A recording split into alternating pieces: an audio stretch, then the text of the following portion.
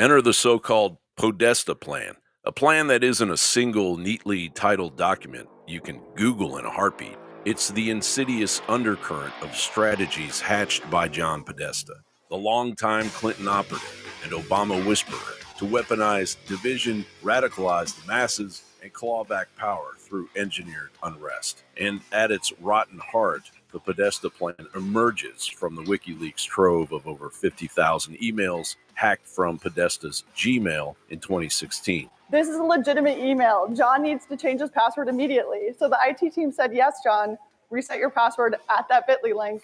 Well, they actually say reset it at myaccount.google.com, which is the right link. But he just went back to the original email and used the bit.ly link.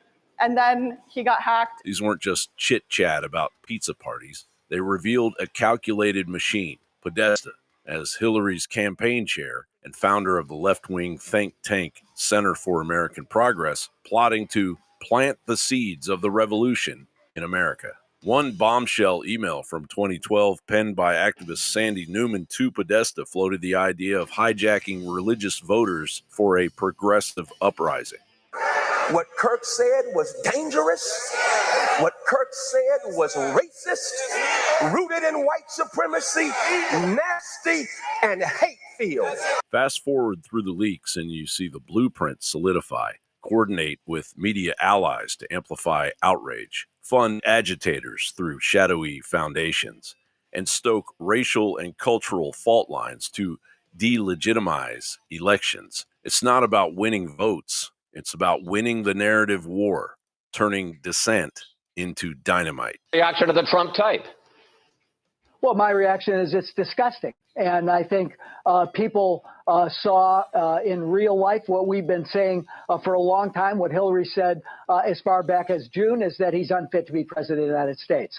Ladies and gentlemen, the president-elect of the United States, Donald John Trump. Post-2016, as Trump stormed the gates, Podesta and his ilk didn't slink away, they doubled down.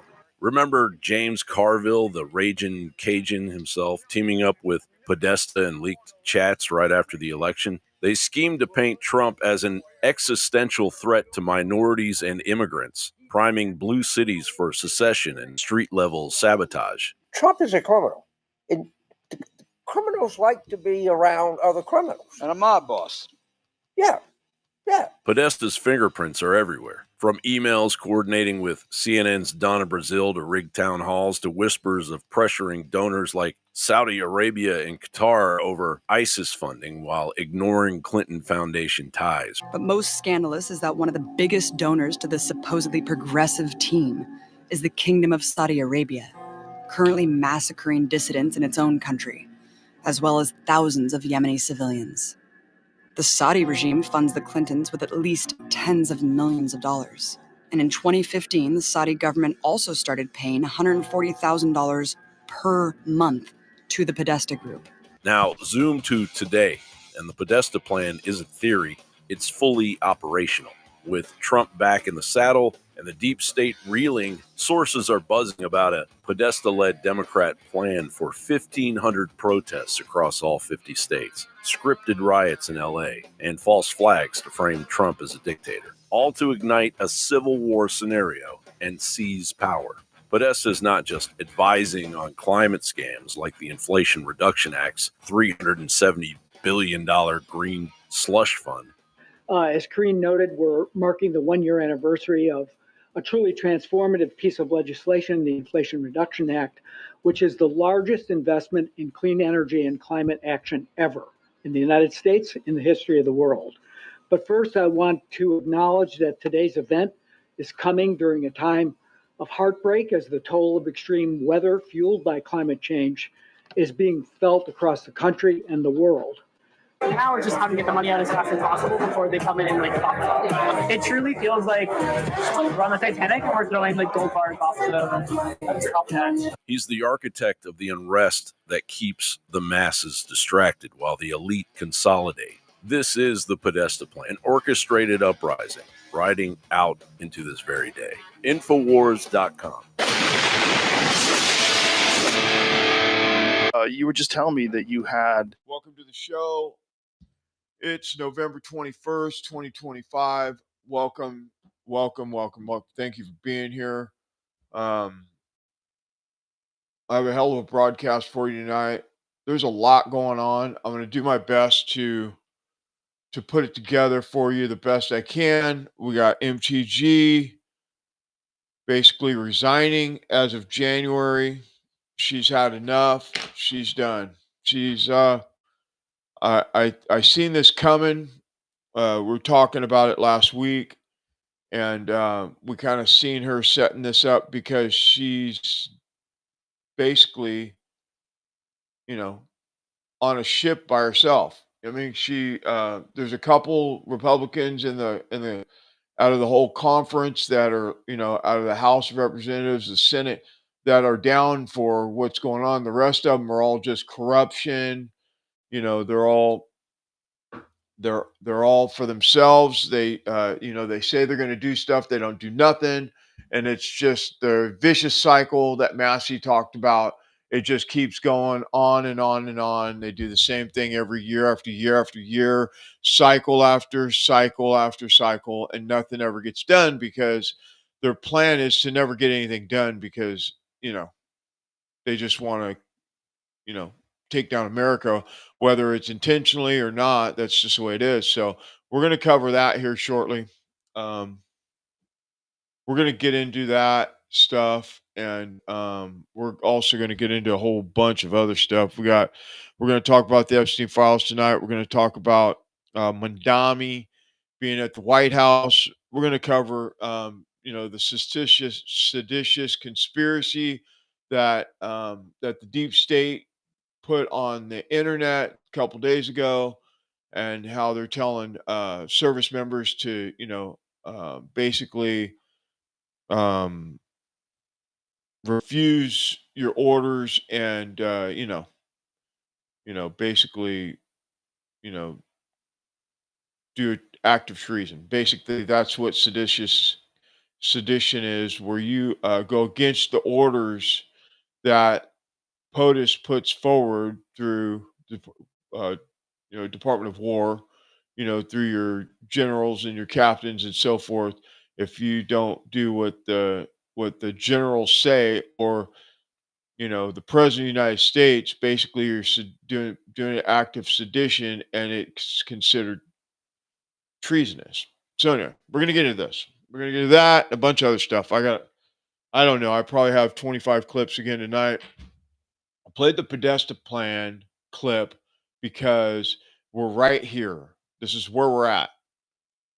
Now, I'm also going to play something where Alex Jones got a call from the White House. They were actually calling other people to get Alex to answer the phone so that they could have a conversation with Alex about like what to do, because Alex is talking about this whole thing, how it's unfolding, how it's been going on, and how it's been really just falling apart for Trump. Everything, his poll numbers are down below 30 points. I mean, he's just doing horrible, and it's because of the actions that he's listening to his advisors in the White House, and they're burying him. Because at the end of the day, they can bury him, and then they'll still get on the ticket for president or vice president or whatever, because it's, again, the vicious cycle. They put who they want in office. Trump only got in because of us, the American people wanted America first, and this MAGA thing has turned into a shit show, and it's about foreign aid and all this stuff. And whether you're on board with America first, which you should be, America first, America only. We are the United States of America, and we're supposed to be American patriots, not any other country patriot. We should be about our country only, or at least first. And some people say, oh, what about the starving kids in Africa? Got it. We're not talking about that right now. We're talking about the starving kids in the United States of America. Anyway, we're going to get into this tonight. I have to make a little, I'm going to do a little real quick. I'm going to do a little on the fly work. It's just going to take me a second to do this, but I have to do it. So my Rumble is, so I got my let's see, Let me check. Yeah, I gotta do the. Just give me a second. I'm just gonna do a real quick on the fly, make an adjustment on the fly because if I don't, then people aren't gonna know what's going on the channel. So I'm just gonna make this adjustment. I haven't figured this part out in order to do it on the fly. So we're gonna do this right now. We'll just make it happen. You know what I mean? Boom, boom, boom, boom, boom, boom, boom, boom.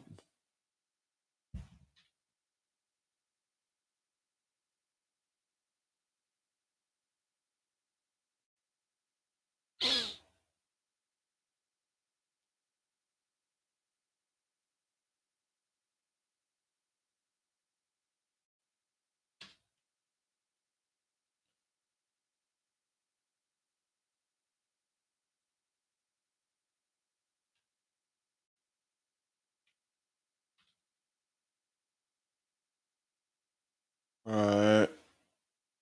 I got it, got it, got it, got it, got it. I just had to put my thumbnail up so people can find so they get the right, so they get the right one because otherwise you're looking at it and you're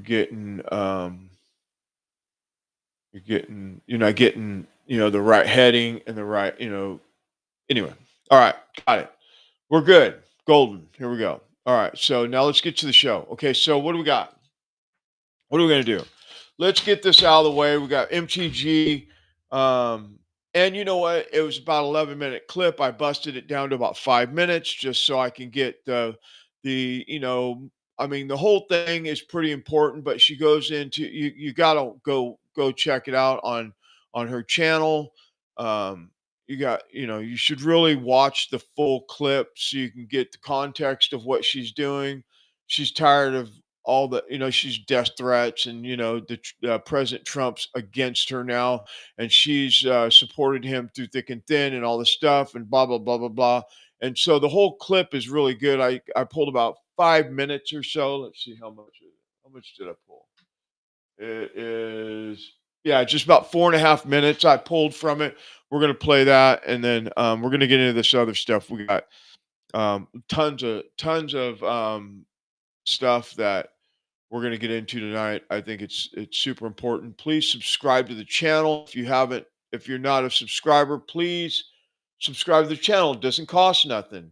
YouTube, Rumble, Getter, X. Please just subscribe to the channel and throw me a little comment. Tell me how horrible I'm doing. Whatever it is, just algorithm. We really want to reach people and um X especially and YouTube, they've really throttled us. I don't know if it's because some of the stuff that I was talking about that I talk about earlier, vaccine stuff, whatever it was, we're talking about some stuff that a lot of people don't like to listen to or they frown upon or whatever. And I think that I got shadow banned back then. So if you could just help me by leaving a comment, sharing my videos, all that kind of stuff, that'd be super helpful. I mean, I really am over here one man band. It's like I got drums, a harmonica, 3 guitars.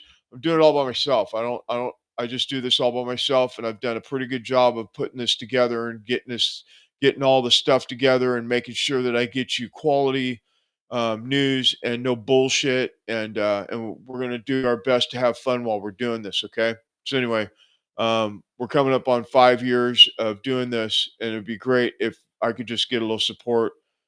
If you can, I understand, but subscribe to the channel. All right, let's go. All right. So we want to jump in here with MTG and with her resignation speech. Stand by. Through it all, I never changed or went back on my campaign promises and only disagreed in a few areas, like my stance against H-1Bs replacing American jobs, AI state moratoriums, debt for life 50-year mortgage scams, standing strongly against all involvement in foreign wars, and demanding the release of the Epstein files.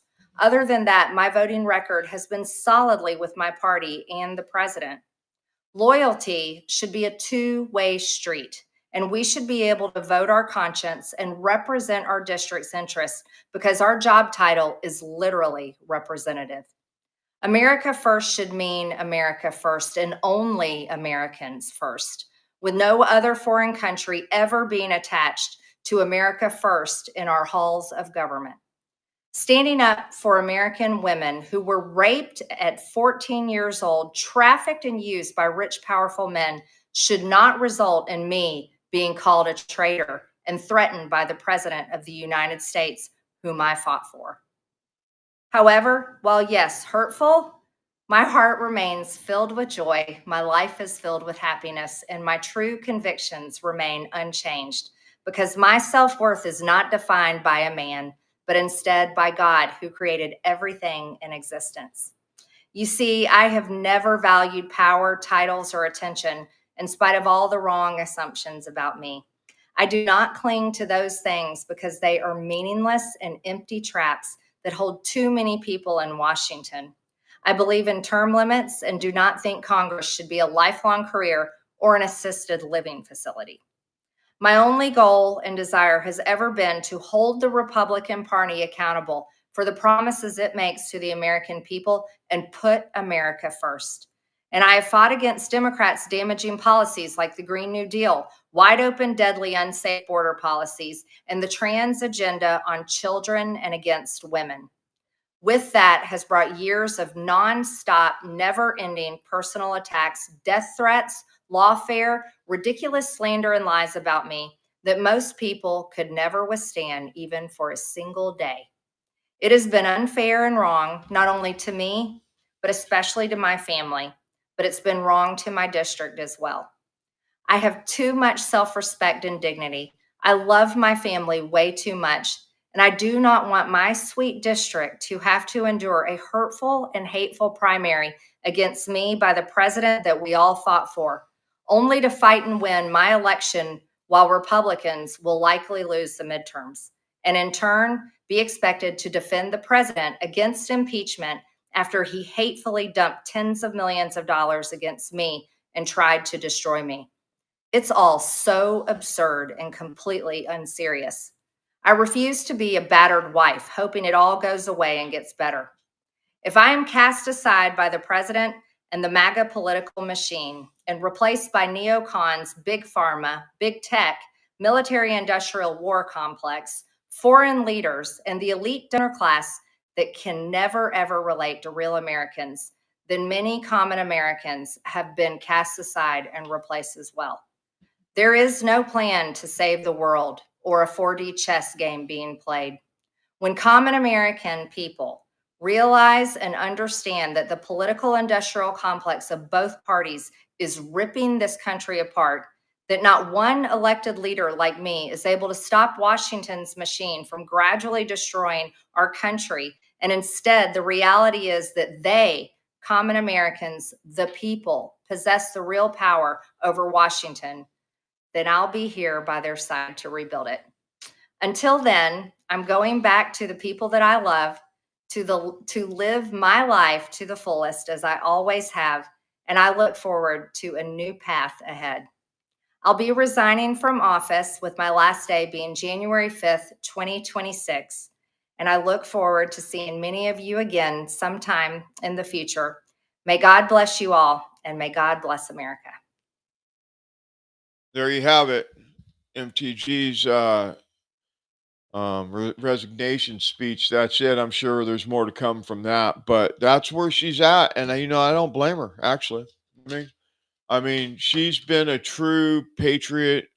She's been true to her constituents, and I think that she is one of the people that really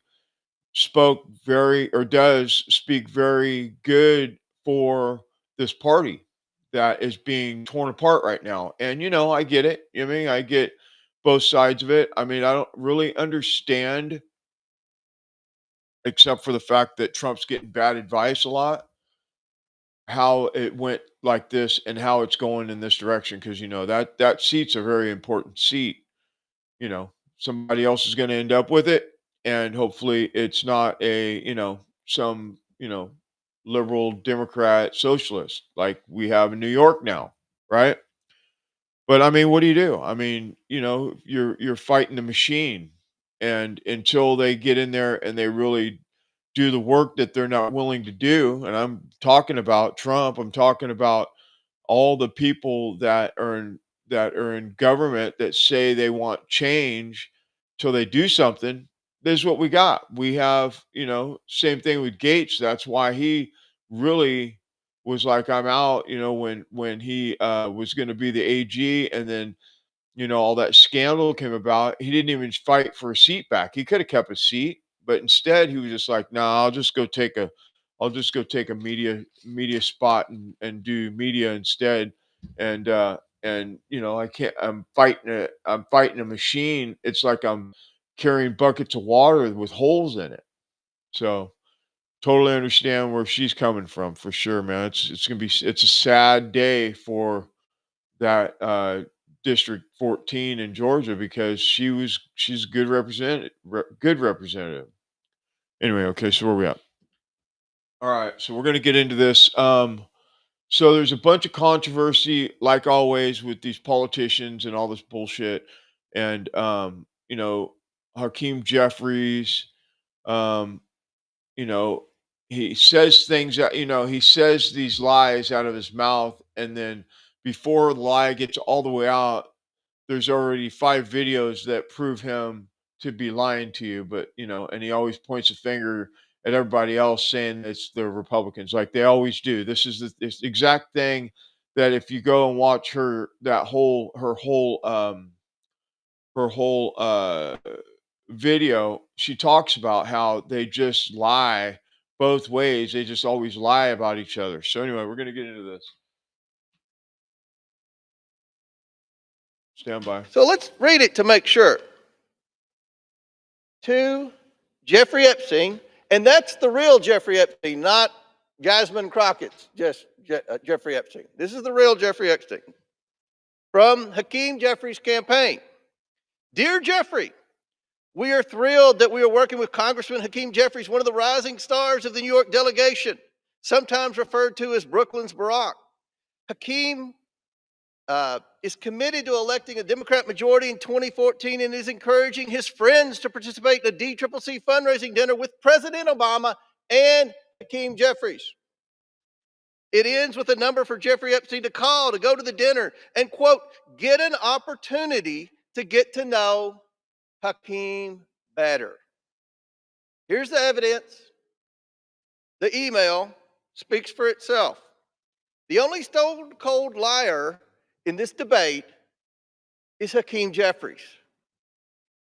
So, Mr. Minority Leader, take a deep breath, chill out, stop lying, stop with the juvenile name calling, and own up to the fact that your campaign solicited campaign cash from Jeffrey Epstein. Yep. So that because he just came out saying that he, never took no money and blah blah blah blah blah, and of course, what do you got? You got right away. It comes out that he's full of shit, which we know he is because he's a Democrat and he's always talking about all this stuff like he's better than everybody else when he's the one telling all the lies. Well, we know this. We just know this. We have another one for you. This one is going to be fun because I think that that Jasmine Crockett is worse than Jeffries, if there's a such a thing. So she's talking about Lee Zeldin taking money from Epstein, doesn't even check to see if it's legit, and then she goes to CNN or I think it's CNN, and the the the cast news host asks her how about it, and she just spins it. Instead of just saying, yeah, I made a mistake, she makes it about the lie. Stand by. About Republicans taking money from a Jeffrey Epstein. Here's what you said.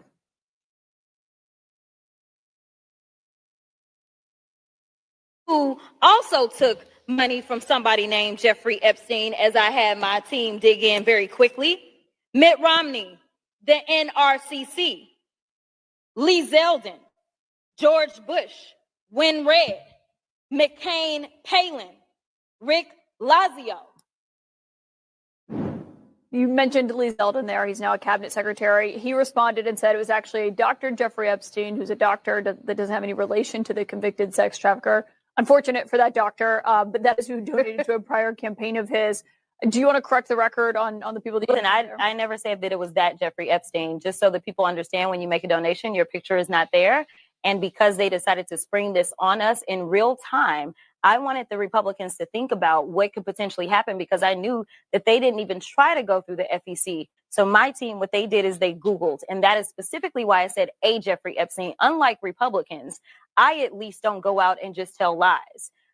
Because it was not the same one, that's fine. But when Lee Zeldin had something to say, all he had to say was it was a different Jeffrey Epstein. He admitted that he did receive donations from Jeffrey Epstein. So at least I wasn't trying to mislead people. Now, have I dug in to find out who this doctor is? I have not. So I will trust and take what he says is that it wasn't that Jeffrey Epstein, but I was not attempting to mislead anybody. I literally had maybe 20 minutes before I had to do that debate. Yeah, but people might then say, well, you're trying to make it sound like he took money from I did not know. Registered sex offender. No, but I literally did not know. When you search FEC files, and that's what I had my team to do, I texted them and I said, listen, we're going up. They are saying that she took donations. Right, but someone might say, well, your team should have done the homework to make sure it wasn't the convicted sex trafficker. Within 20 minutes, you could not find that out, not from just doing a quick search on FEC. So you shouldn't have said nothing. Number one, I made sure that I was clear that it was a Jeffrey Epstein, but I never said that it was specifically that Jeffrey Epstein because I knew that we would. Well, so the reason why Jasmine Crockett would go to the floor in the first place and be lying is because she's done it a lot in the past and they get away with it. So the thought is you take the cheap shot. There's not going to be any pushback, and it's a free hit on the right to change the narrative. The problem is that you better come at us with facts and truth, or you're going to end up regretting it. In this case, they say there's no picture of the donor, Jeffrey Epstein. Well, that's true on FEC.gov, but what it does say for occupation is that this person was a physician. What it does say is the date of the donation, and date of donation was after that other Jeffrey Epstein was already dead. Now, why would Jasmine Crockett go on CNN and what happened last night? Well, that's just about doubling down on stupid. That was a word salad that makes Kamala Harris sound like William Shakespeare. What happened on that CNN appearance was just an embarrassment in trying to clean up something where everybody knows common sense is that you're just supposed to own up to it. You made a mistake. You got called out for it. She didn't expect to get called out for it. But again, if you're coming at us, you better come at us with truth and facts because we're going to push back.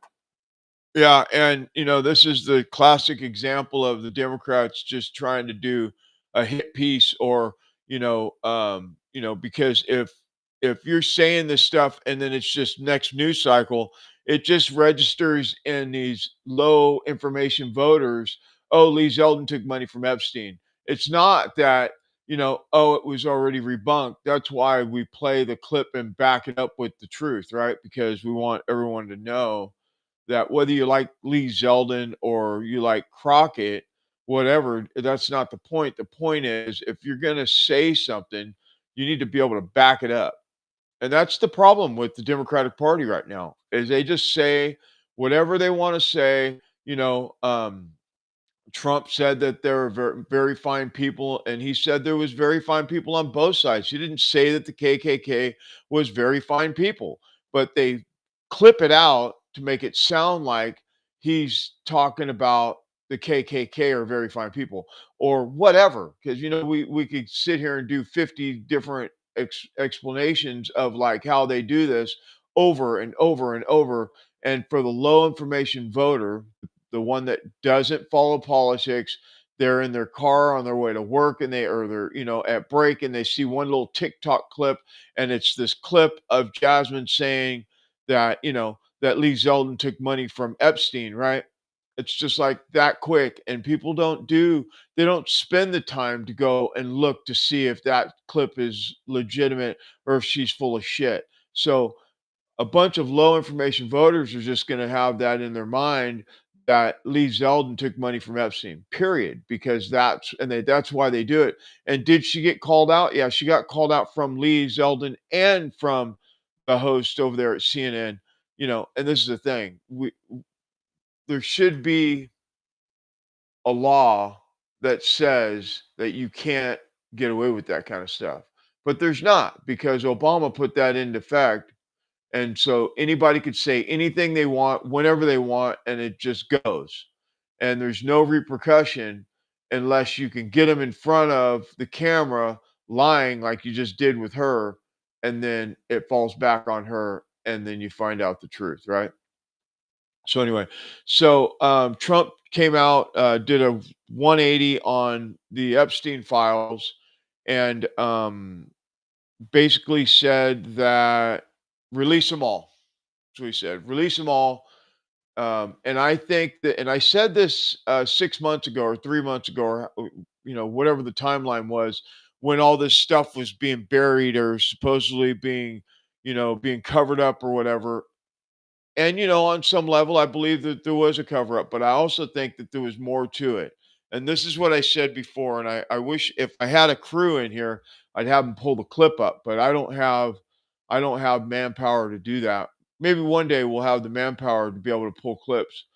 But I said that I think that Elon Musk and Trump is pulling a fast one on the Democratic Party about the Epstein files. I said it then, and now I believe it's actually full circle. It's coming around because we have multiple people saying that they think the same thing that I had said, 3, 4, 5 months ago, whenever it was. I guess it was somewhere before summer when they were talking about this stuff. And I really believe that they pulled one. They pulled a fast one, an okey doke on the Democratic Party, because if you know that anything that Trump says, they're going to do the exact opposite, because the Trump derangement syndrome is so bad that automatically, no matter what, if he says the sky is yellow, they're going to say it's green.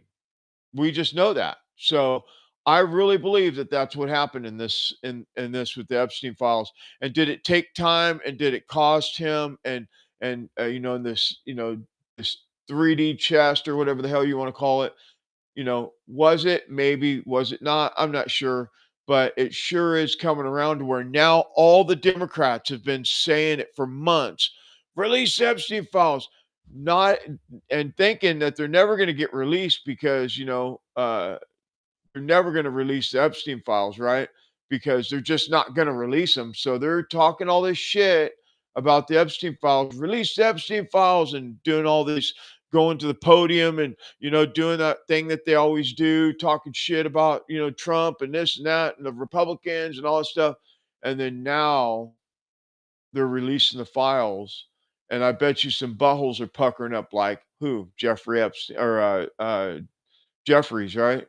Hakeem Jeffries, because he took money from Epstein. And we have the emails proving that he was begging Epstein to come to a dinner party, and donate to him for his campaign in 2014. So anyway, that was that one email that Comer had. It was from 2014 about a dinner party inviting Epstein. And by the way, and we're going to get into it right now, but think about it. Trump cut Epstein off in 2004. In 2008, he got busted, and that's when he had that case in Florida for child trafficking or sexual explicit acts with a minor, whatever it was, the pedophile stuff, right?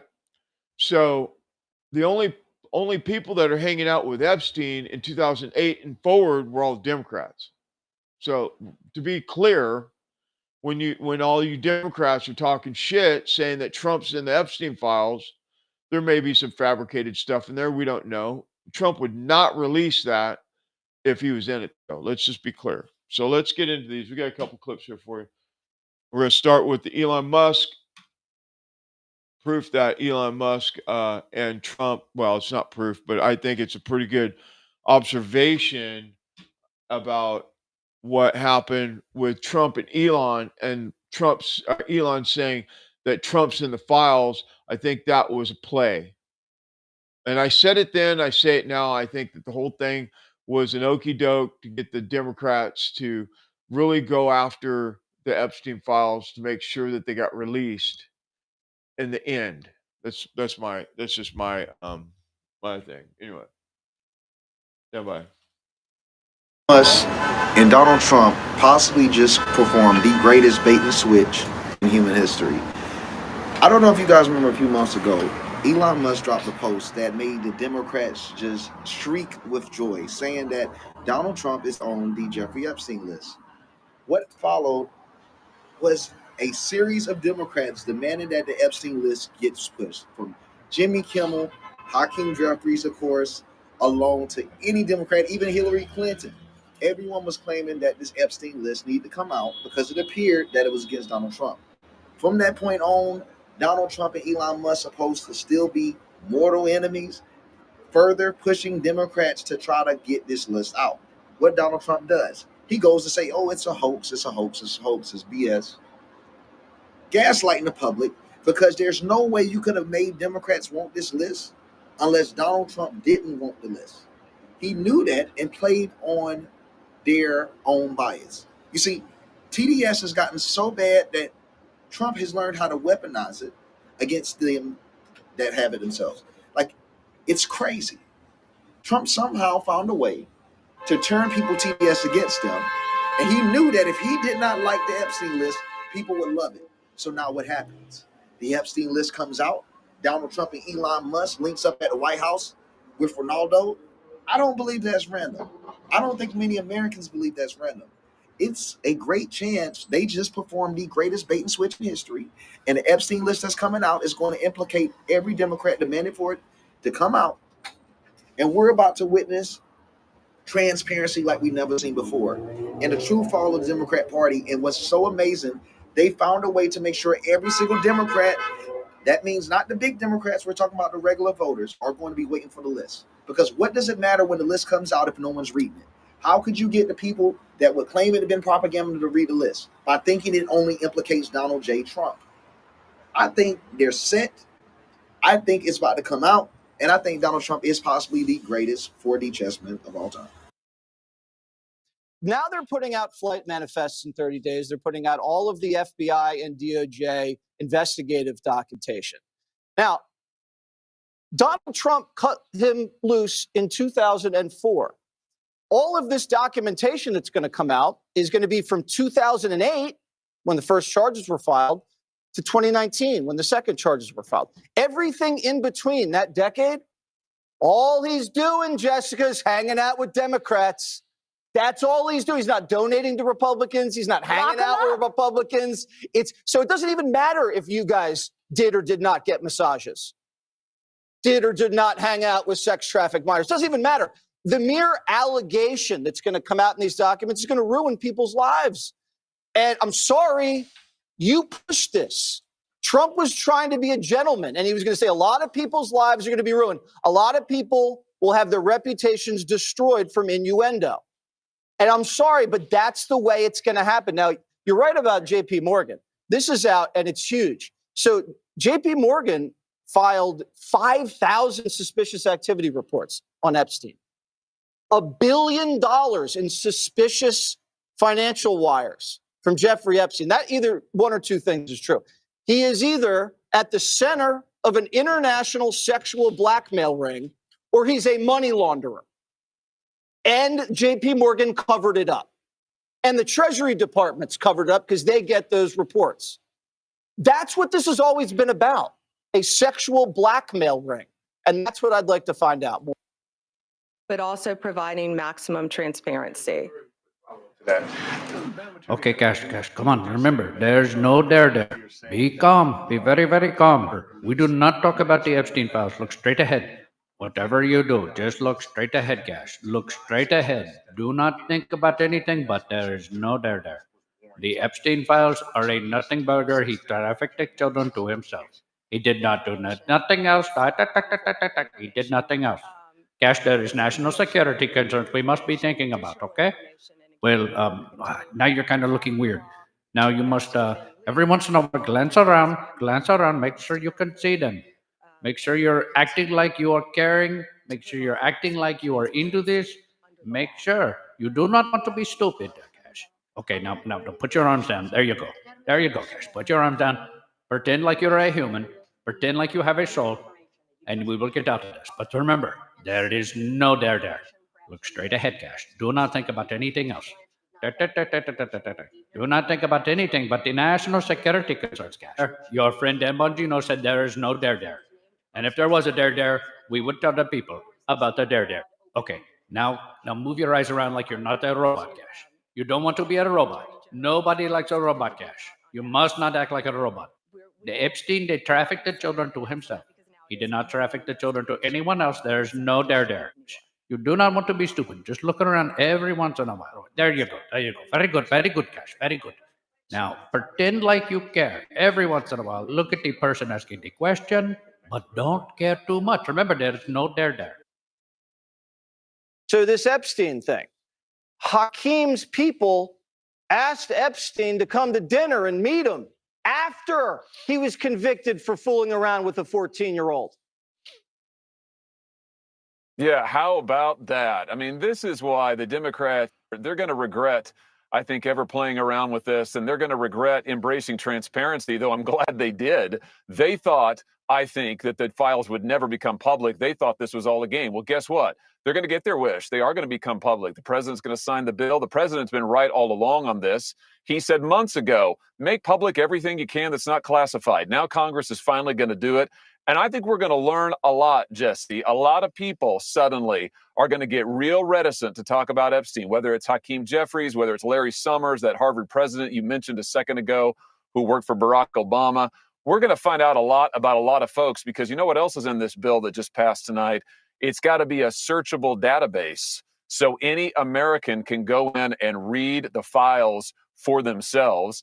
That's how it should be. I'm looking forward to seeing what's there. Well, so are my producers, because it's a lot easier when the FBI doesn't misspell the name you're trying to look for. Hopefully we have all the names spelled correctly. Yeah, so yes, Castor Tell. Don't you just love that? That was perfect. That was perfect. Anyway. Yeah, so where we at? So the bait and switch. Do you believe it now? Do you kind of get an idea of what's going on here? What I think? Do you think I'm right? Let me know in the comments. Because I think that what you have is very interesting because you have this whole thing where Trump talked about releasing the files, and then all of a sudden they did that. Bondi did that.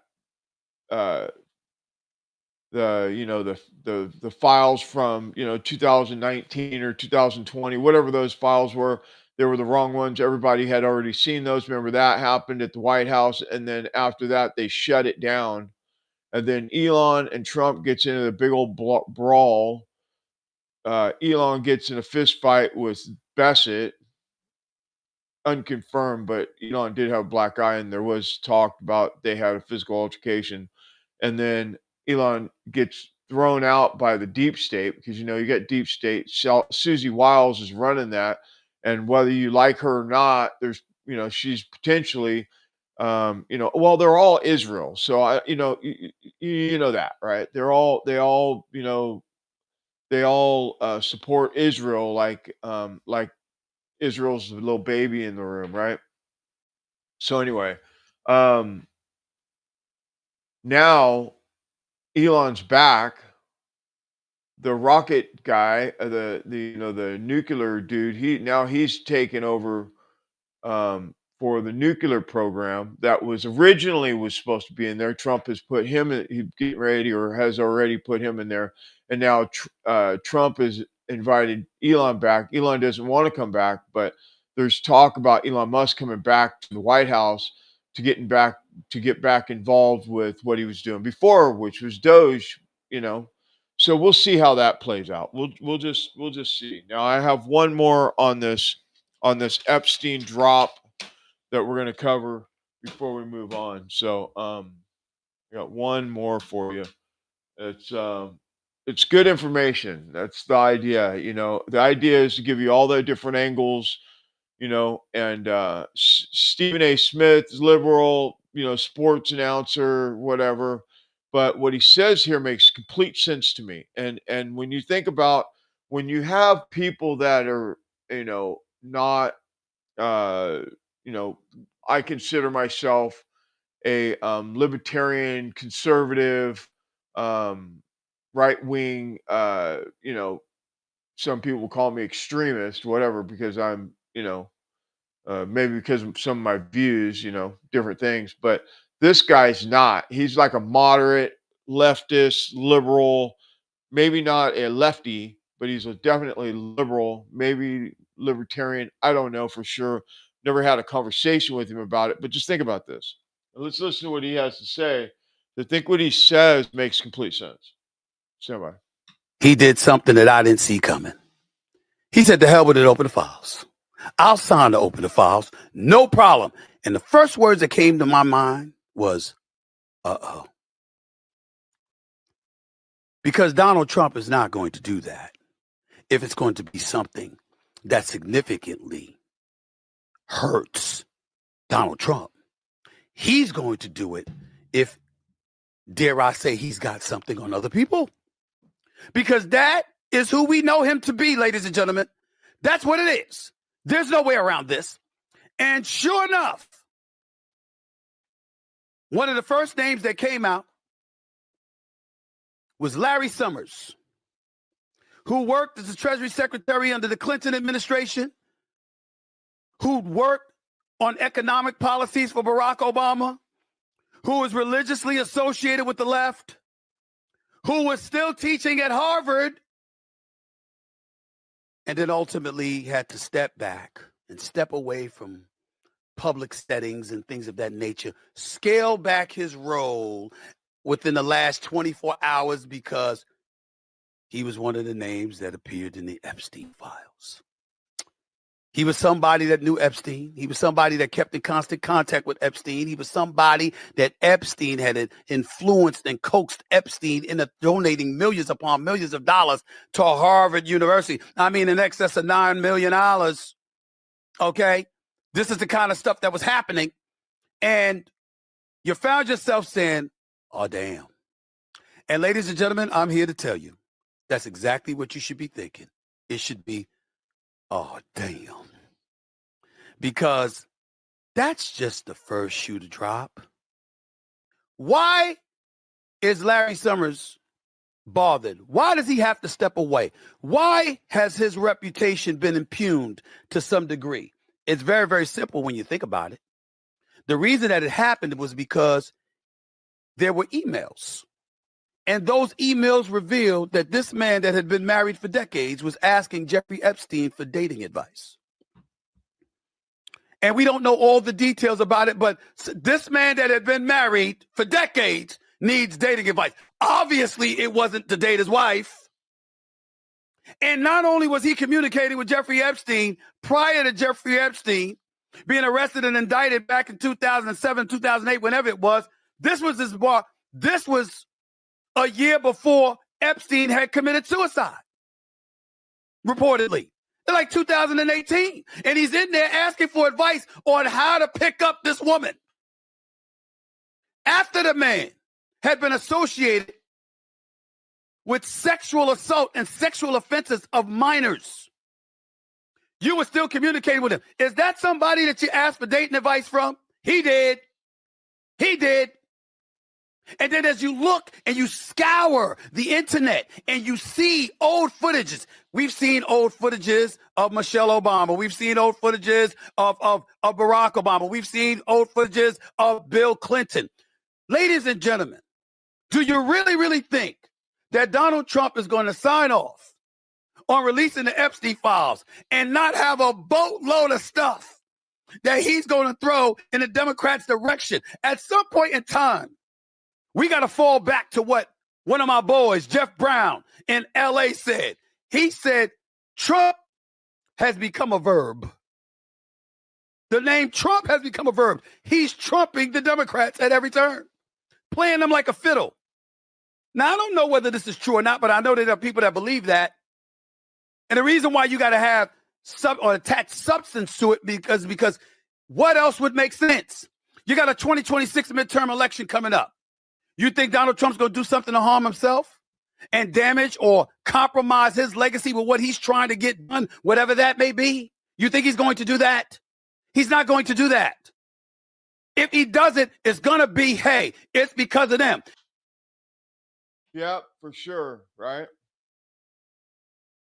So it just takes you right back to the same thing I was saying. One, Trump's smart. He's way smarter than people give him credit for. You know, he just is. He's just super like smart. And to think that he would do that just like fuck it, just release them, no. He would not be releasing those files if he was in there. So we know that, first of all. And for two, I think this is a play to now he was given you know, those globalists. He was like attempting to not crash the economy, you know, because you know when it comes out that the these high up billionaires are involved with Epstein and they were giving him money and all the dirt that's going to be on him, it's gonna affect the economy. It's definitely going to affect when these billionaires that are putting in all this money, like whoever they are, I mean, I don't have a Epstein file yet, but another thing that they're doing is they're making the Epstein files. Let me see, what's that say? Hold on a second. I'll tell you exactly. These files are going to be created searchable. So when they release the files, they're creating the Senate voted on a bill to release the files and make them searchable, so you can go in there and search names, things, different things, and get the information that you want exactly, instead of having to go through, because we've went through all these different types of files, like the Twitter files. Remember all that stuff that was going on, and you literally had to go through all of them to find stuff. But this is going to be searchable. You can literally go in there and say Bill Gates. Well, we already know Bill Gates is going to be on the top. Right below Bill Gates will be Bill Clinton and Hillary Clinton and Barack and the whole list, right? We know this. We know who they are. We know who all the the people that were doing the most squishiness up there, right? We know that. Anyway, so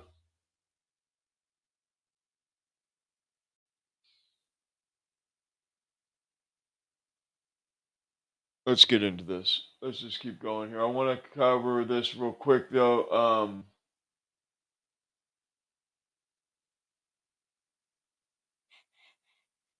Because it gets good when you start listening to these people, how they when you listen to these fucking people, I'm gonna just say it, they're idiots, right? You got Josh Hammer and and uh these people online talking about how the Epstein files are not important. It's one of the number one things that the American people want, period, is the Epstein files released. They don't give a shit.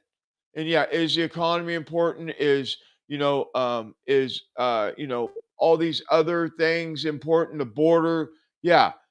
Cleaning up the FBI, yes. All these things are important. But when you talk about polls, and Rasmussen was on last few days. Matter of fact, he got called into the White House a couple days ago because they're like, why are my polls so Trump is like, why are my polls so low? And he told them why. The Epstein files, all these young voters want to know the truth. They all want to know. And you get these Josh Hammers and people, they think that it's not important. Maybe there's a reason why Josh Hammer's saying that the Epstein files are not important. I'm not making no assumptions. I'm just saying. Anyway, let's let's get into it. It's fucking classic though. These people, it's just classic when you think about it. It's just classic. Anyone who's framing this as a partisan issue, and I will concede that corporate media, legacy media, they're hyper focused on some made up partisan angle here. This is not about partisanship. This is about justice for the survivors, and it's about knowing whether or not we have disgusting pedophiles governing us in the government. Respond to that, Alan, and then I'm going to move us on. Sorry, I have to say something. You sound just like Joseph McCarthy. We have pedophiles running our government. Okay, we have sure. imposition of authority. That's what Joseph McCarthy did. I have a list of pedophiles who are running America. You are a McCarthyite. You are the worst violator of due process. You are exactly what this country has to be afraid of. Shame on you. This brings me exactly. I would be more afraid of a guy who signs up to be the defense attorney for said pedophile, the guy who in 2018 provided legal counsel and advice to Harvey Weinstein. It is interesting. Has there been a convicted, pedophile or a bad actor that you haven't signed up to defend? I think your credibility on this matter is lacking. For me, this whole Epstein mess is probably ranks somewhere between the 40th and 50th most important issue, if that I care about. The median American does not give a crap about this. I am sorry to say that is just That's the not case. what the median polling American indicates. cares about cost of living, cares about inflation, they care about affordability, they care about paying for their mortgages, they care about not having to make a trade-off in the local supermarket between chickens and eggs when you get to the cashier to pay for your groceries. They care about the cost of housing. They care about immigration. They care about crime. They care about both. They care about a million other things rather than this. Why this would Trump feel pressure to release the files if there isn't overwhelming? There's a groundswell of support in releasing the files, both on the left and the right. This is one of the very rare issues in this country that has brought both sides of the political aisle together. Anna is saying this because Anna does this for a living. She's just talking and commentating for a living. For people in the punditry and in the commentary class. So do you. What do you do for a living, Josh? I never denied that, Anna. But what I'm saying is the fact that a Mossad agent who was also working for Ehud Barak stayed for weeks at a time on multiple occasions at Jeffrey Epstein's Manhattan apartment. There are too many connections that have been confirmed between Epstein and the Israeli government. And that is what people are pointing to, not the fact that he wore like an IDF t-shirt one day. Josh, go ahead. What do you make of it? Epstein had connections to numerous foreign governments. He was deeply well connected with the British government, with MI5. He was also very connected with the United States. And while we're kind of on the topic of just throwing out completely unvetted conspiracy theories, let me suggest one alternative. It's not unvetted. It's all in the documents that have been released. Check out Drop Site News. Drop Site News. I'm going to throw it out there as an alternative conspiracy while we're going to La La Land here. Why don't we consider the possibility while we're going down this path that maybe Jeffrey Epstein was actually a CIA asset, given the CIA's longstanding Arabist dispensation, their longstanding hostility to Israel. Maybe that Jeffrey Epstein actually was trying to entice Ehud Barak and other Israeli officials, then trying to blackmail and discredit the Israelis so as to further the CIA's generally pro-Arab orientation over the course of the past 40 years. I don't actually believe that. Oh my God, Josh, you're hilarious. You're hilarious. I don't. Mossad, CIA, same. Because I don't do conspiracy theories. Same. So we have released over 33,000 Epstein documents to the Hill, and we'll continue to follow the law and to have maximum transparency. Also, we will always encourage all victims to come forward.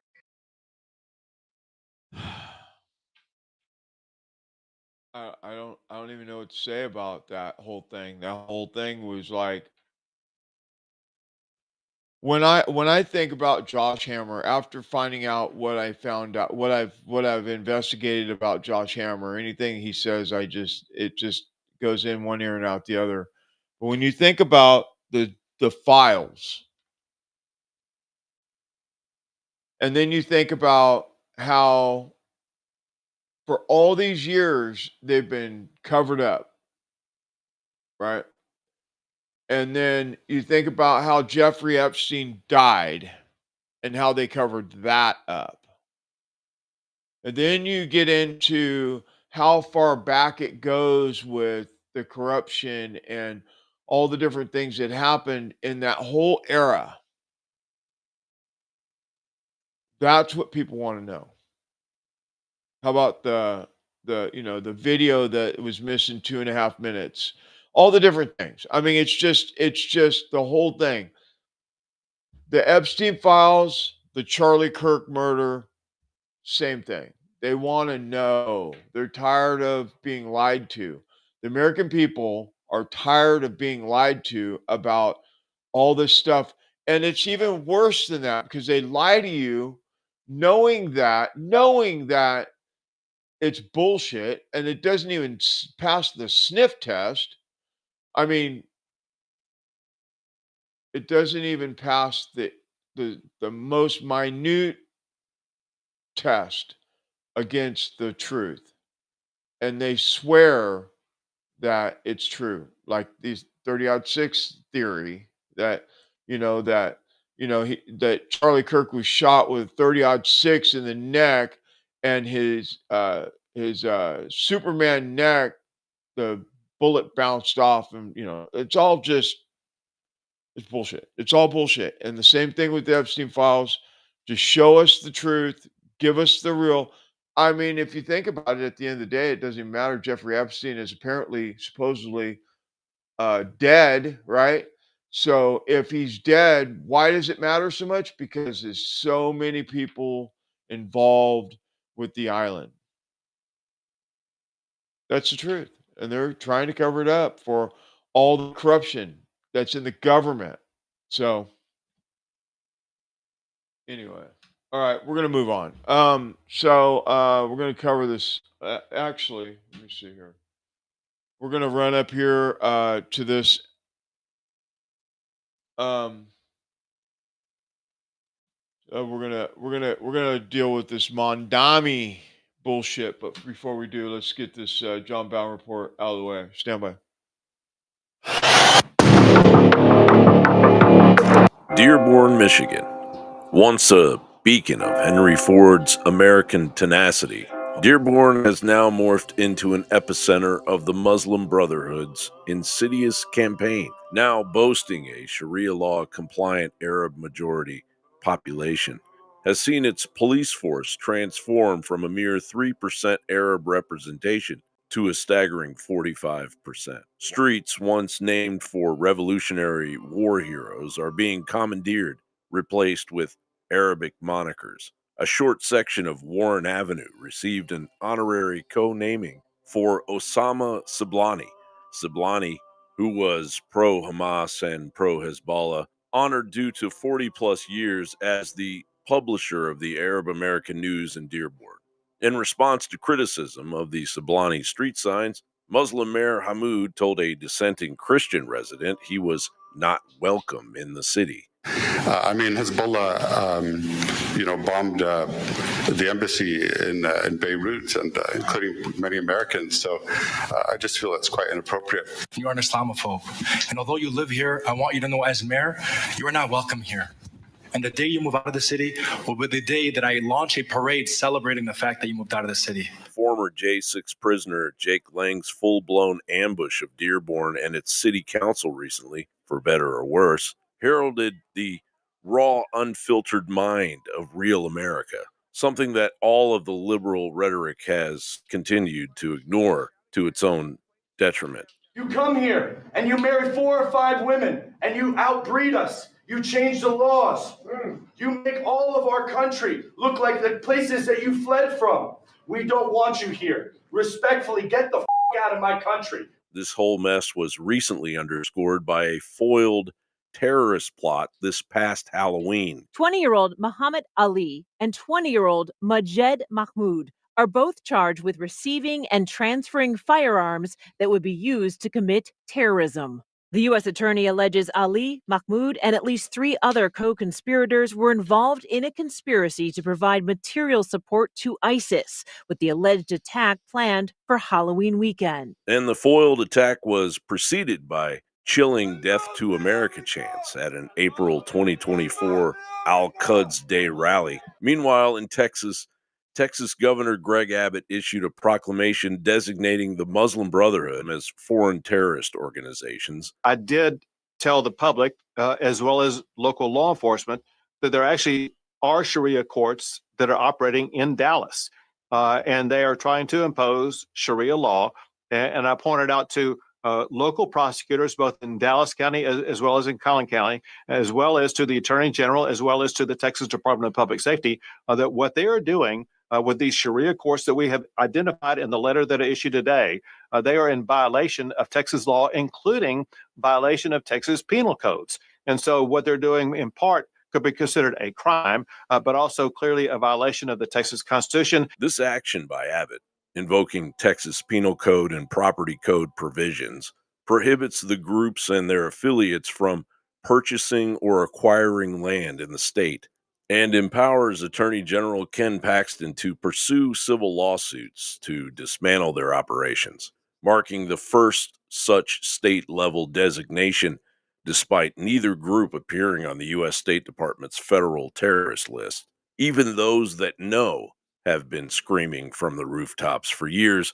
After the recent ban of Muslim Brotherhood in Jordan, I have a message to Western countries that still hosts the Brotherhood leaders and members.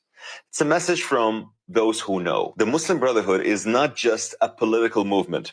It is the ideological mother of some of the deadliest terrorist groups in the modern world. Since its founding, the Brotherhood has been crystal clear about its mission. Not reform, but domination. Not coexistence, but conquest. Throughout its history, violence has followed. You are in a crisis. You went to the Muslim countries and you imported the garbage that the Muslim countries wanted to put in prison or isolate away from society. You went and you imported them. Why? For cheap labor. But these Islamist extremists, they don't want to work. They want free welfare. They want to marry French women, blonde hair, blue eyes. They don't have time to work. And I have countless Saudi leaders in their government saying the same thing for 10 years. They're like, listen, we don't want jihad. We want to invest. We want a space age. We got all this money and power. We don't need to have a war. You could say they got some long game. Maybe they're bad, whatever. The point is they've been saying, don't bring these people in. And Germany, England, none of them will deport people that have huge criminal records of murder, you name it, back to Saudi Arabia.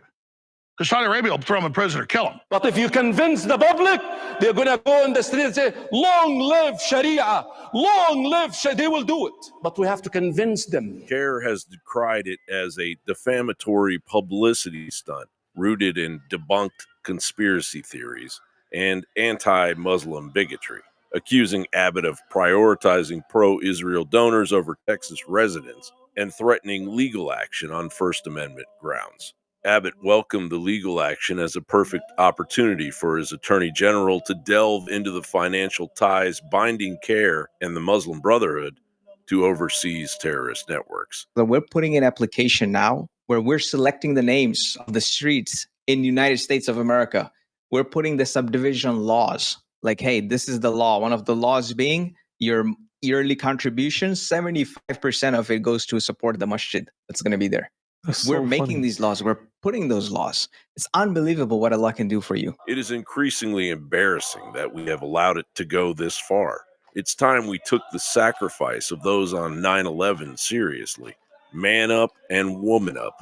Delete the weakness in your life and get to work saving your country and your own ass. John Bound reporting for InfoWars. Yeah, so this is where we're at. They're taking over these cities. Muslim Brotherhood and Sharia law is all over these cities. There's one in my city, a couple of them, and these mosques are popping up all over the place. The last 2-3 years, they're just popping up everywhere, and they're infiltrating the school system. They really are all over the place. So whether you think that this is good or not, this is not good for the American people to have Sharia law in the United States, because as they start taking over, like they've done in Dearborn, they've taken that whole city over. All the city council, everything, they're all operating Sharia law. They threw the Constitution of the United States out the window, and they're practicing Sharia law in these cities. And whether you think it's a good idea or not, it really just isn't. I mean, this is America, you know, and this is all due to Biden's, you know, immigration policies. I mean, letting illegal aliens into our country. So this is what we're dealing with. And so what do you think of that? I mean, what do you think we should be doing about that? Do you think we should be sending ICE in there to find out who's the terrorist? Because their their whole idea, right? The whole ideology is to kill Americans and take America over. And you heard them on that video right there. That's what they're talking about. They're talking about putting Sharia law and killing Americans. Just truth. I mean, I could candy coat it and tell you that, that we need to keep them in one little section of the United States and keep them all together so we know where they're at. But the truth is, they're like cockroaches. They're everywhere, and they're infiltrating our city councils. They're infiltrating. Look, Mandami just got elected as the mayor of the. Anyway, we're gonna move on because I'm gonna start getting wound up. I'm doing my best not to get wound up these days because I get all fired up, wound up, and then I won't be able to sleep tonight. So let's just give you the news. So Jack Sobek was on Steve Bannon today talking about Mandami being at the White House. Stand by. Posobiec, great. You were great. Again, I'll leave comment for the rest of it with you. You were there. You asked some of the most powerful questions, and you were relentless. You wouldn't back off this guy. Your thoughts, sir? Put us in the room. Well, Steve, I mean, look, you hear this guy, Mandami, and he's campaigned on a certain set of issues, but he also had his statements from prior on the campaign where you can go through, and I've gone through and highlighted his tweets, and he's got tweet after tweet about white people and how he targets white people, how he's always using white people as a scapegoat. And then even on the campaign, even after he cleans up the act, even on the campaign, and he was pressed about this, he doubles down. We are going to tax the whiter neighborhoods higher. We're going to shift the burden from the ethnic minority neighborhoods to go to the whiter neighborhoods. And I even mentioned, I said, I noticed you didn't mention America in your announcement speech or your acceptance speech. You didn't mention Christians in your acceptance speech, and you didn't mention white people in your acceptance speech. The only time you talk about them is when you want to shift the burden. And Steve, it was like when I would have like a junior sailor, and you caught him on something, and they said, well, I didn't say that. Yes, you did. You did say that. Well, I meant it this way. Then why did you say it that way?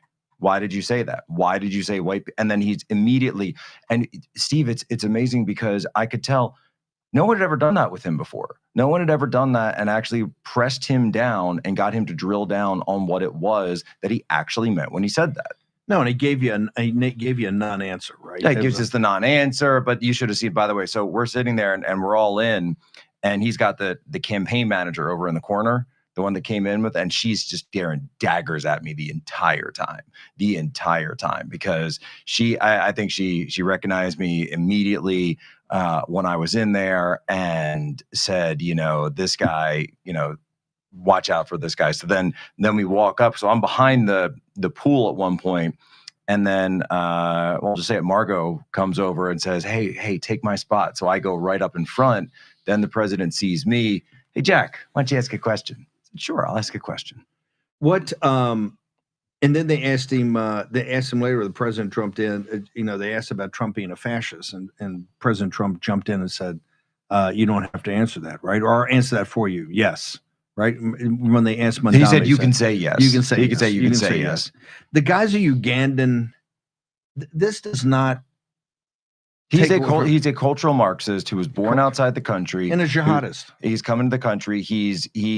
He stands for the takedown of America in a way that can only be described as Marxism. And the only difference between Mondami's politics and Luigi Mangioni's politics is that Mondami's doing it through the ballot box.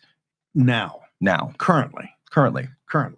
He's the Sadiq. This is the Mensheviks and the Bolsheviks. Mensheviks and the Bolsheviks. He's the Sadiq Khan. He's a Ugandan. And he gets up there and he's oh so charming and oh it's all just about affordability and it's all about making prices. We're going to give all the free stuff and of course I want police and of course I want this and of course I want that. Pull that thing. We'll play it later. It's all happy talk. It's all happy talk. Because look at the victory speech. That's why I brought that up. I got 3 words for you. With the right? Bollywood. Turn the volume up. Turn the volume up. Right. No, that was why is it the real Mamdani. And when I asked him the question, Steve, he saw and he recognized me. He looked over at me and I could see, he kind of squares up a little bit. The mask came off because he knew it was coming. Why? Because to see with these people, they're snakes. Remember the snake poem? They're snakes, and you can't treat them as if they're people that you can take at their word. You can't do that with communists. They will always lie. That's what they do every single time. And they will lie to you. They will talk to you blue in the face and say, oh, it's just about affordability. It's just about helping. No, you want to tear down the people who have built things. You want to target specific ethnic groups, and which he has said repeatedly in his own words. And I'm sure everyone can find the clip about this. And that's why I pressed him on it. You said you want to do this. You said race-based policies. You said white neighborhoods. You said those things. I didn't say those things. Donald Trump didn't say those things. Caroline Leavitt didn't. Stephen Chung, whatever. Susie Wiles, everyone's there. You said those things. And when you press them and you see that little smile, and then you know what that little smile was, Steve? That was his answer. Yes, I am. Yes, I am going to target. It's not a smile, it's a smirk. The smirk, right, the little smirk. Yes, I am going to target those neighborhoods because those are the people that I want to tear down, the people who actually built New York, and we're going to give it to all the newcomers. Yeah, so Mondami sounds good, right? And so what's gonna happen is he's up there and Trump's playing the game with him. So what they did was, they had him come in the back door so that they could have a conversation before they went out to the media. So the media's out front waiting for Mondani to show up, and he's already inside. Great move for Trump. You know what I mean? So he was able to go in there and steer the narrative where he wanted it to go before the press got involved, because the press is going to ask all those questions and get it all wound up, and you know what I mean. And so the way that he did that, which was really good for Trump's narrative, to get his narrative out. And Trump's a hardballer. When he talks to people, he talks to them how he needs to talk to them, and it sounds like he was playing into him a little bit to get, because it's New York. He wants the best for New York, obviously. And I could hear Trump in that meeting talking about, oh, he's going to do good for New York because he wants to give everybody an opportunity to do the right thing. So we'll see what happens. We already know that he's talking about government-run grocery stores and all this stuff, and free bus fare, and free whatever it is, whatever their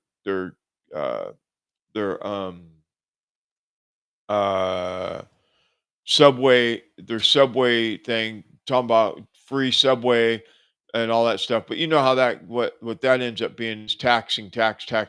So we'll see how this goes, but it doesn't look good for New York, obviously, especially when stock market's moving to Texas, right?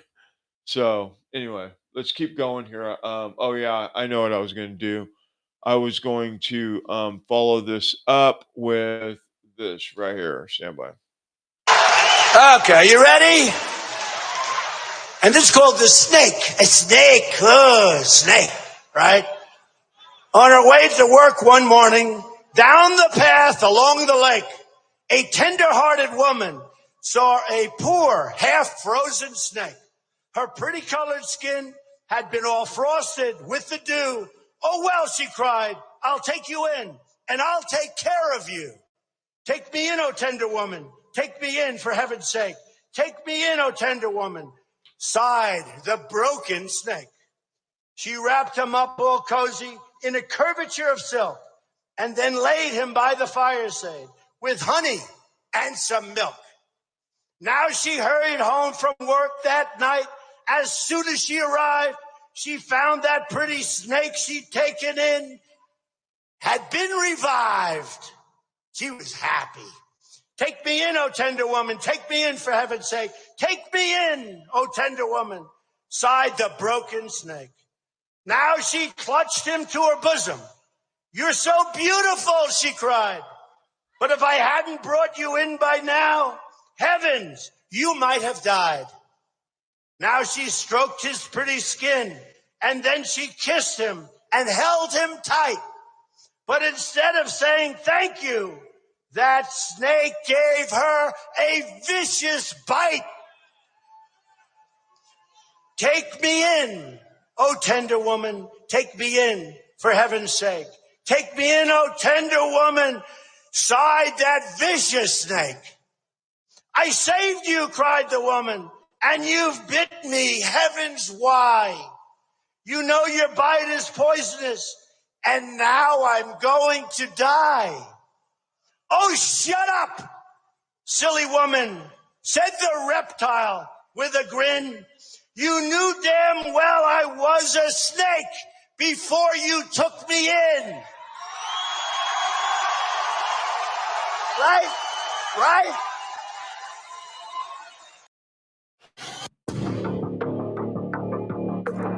In the hellish theater of the 1992 to 1996 siege of Sarajevo, where Bosnian Serb forces encircled the city, the longest urban siege in the history of modern warfare, a grotesque sideshow allegedly unfolded.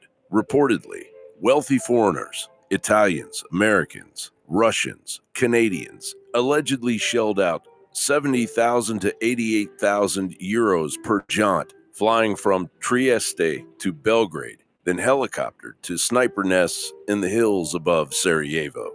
Guided by Serbian state security operatives like the convicted war criminal Jovica Stanisic, they took aim at unarmed women, men, and children, scurrying along Sniper Alley with premium fees tacked on for the trophy of a child's kill. Among the evidence is testimony from a former Bosnian military intelligence officer who documented earlier reports of so-called war safaris that came from a Serbian prisoner of war.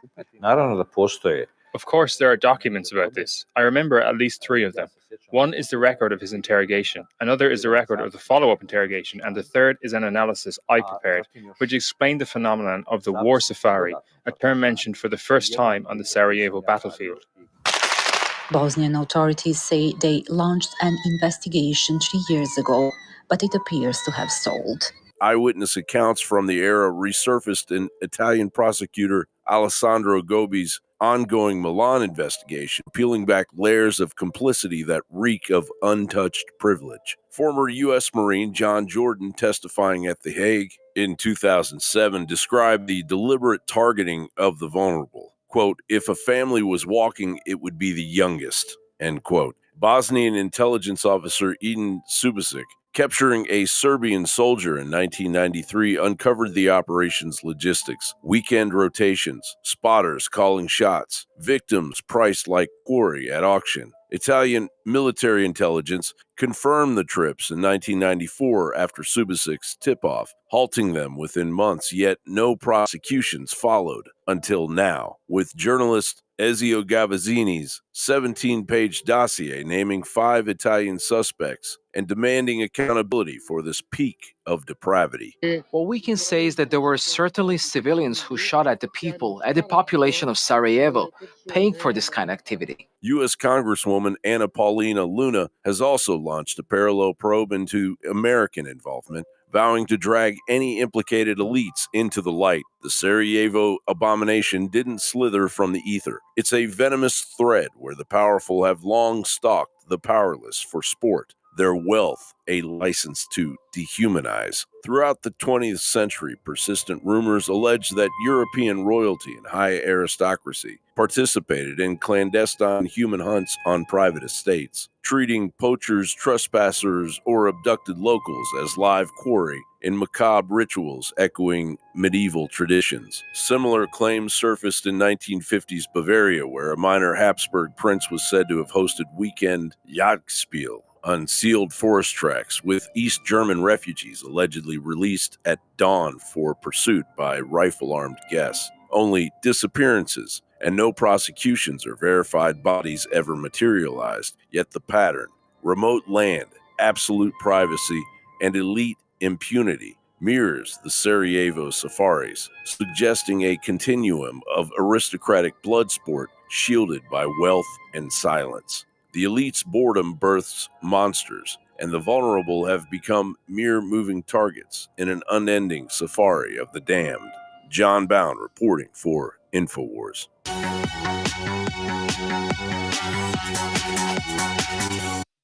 Satanic cultism, right?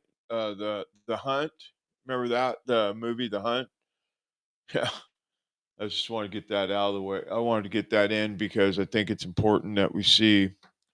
They're going to do that here, and it might be different because we're in a civil war, and it hasn't materialized fully, but it is, because if you look at all the things going on, whether it's the ICE raids or the corrupt FBI or the corrupt politicians or what they're doing in Los Angeles and New York and all these different cities where they continue to not follow laws and rules and all these different things that are happening, and we have Sharia law, Black Lives Matter. I guess they're not really I guess it's um, you know, what's it called? All these Antifa and all these different Soros-backed um, terrorists, right? Doing all this stuff. And what happens when um, they start releasing the Sharia law? They start releasing Al Qaeda, and they start releasing because they're just waiting for the call, right? For them to activate all these terrorists that are here on our land, and then you're going to have something like this. I mean, I get that this is different. This is kind of like a sport that they doing that, but this is going to be where they're going to be hunting Americans. It's just going to happen. And then you got the Democratic Party calling for military to not follow orders, and they're creating a civil war right now with the American people. It's just what they're doing. And I talked about it earlier in the show that that Trump just got wind of the Podesta plan. He just got wind of all this stuff, as he didn't know because his advisors are dumb. And I hate to say it like that, but they're just either they're doing it intentionally so he doesn't get the information, because they got a force field around Trump. You can't get to Trump.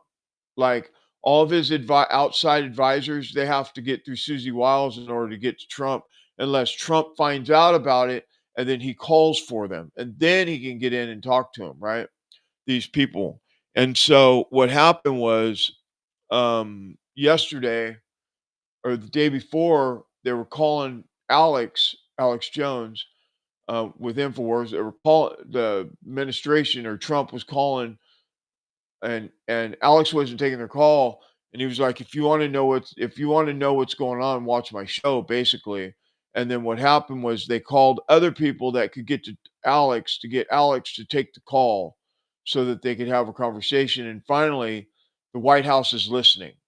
Now, we talk about it all the time on this show. Alex talks about it on his show, and there's lots of other shows, maybe not to the extreme that Alex is talking about it or I am talking about it, but this Podesta plan and the Civil War, and the movie Civil War was not just a movie.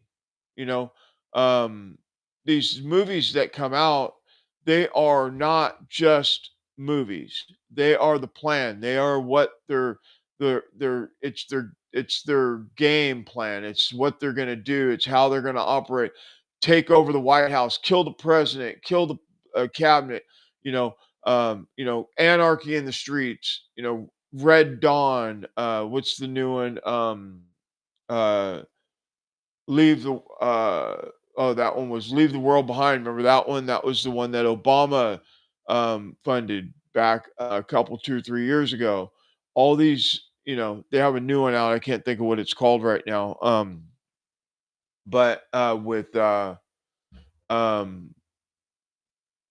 Berry and what the fuck is his name? I can't think of it right now. But I have to look it up now because it's gonna drive me crazy if I don't. um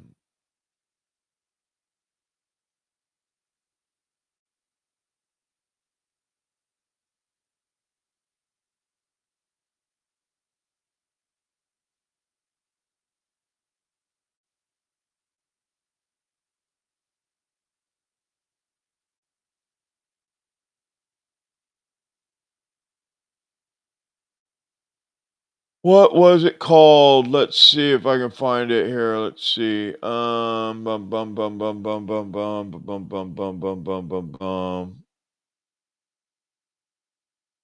What the fuck was that movie called?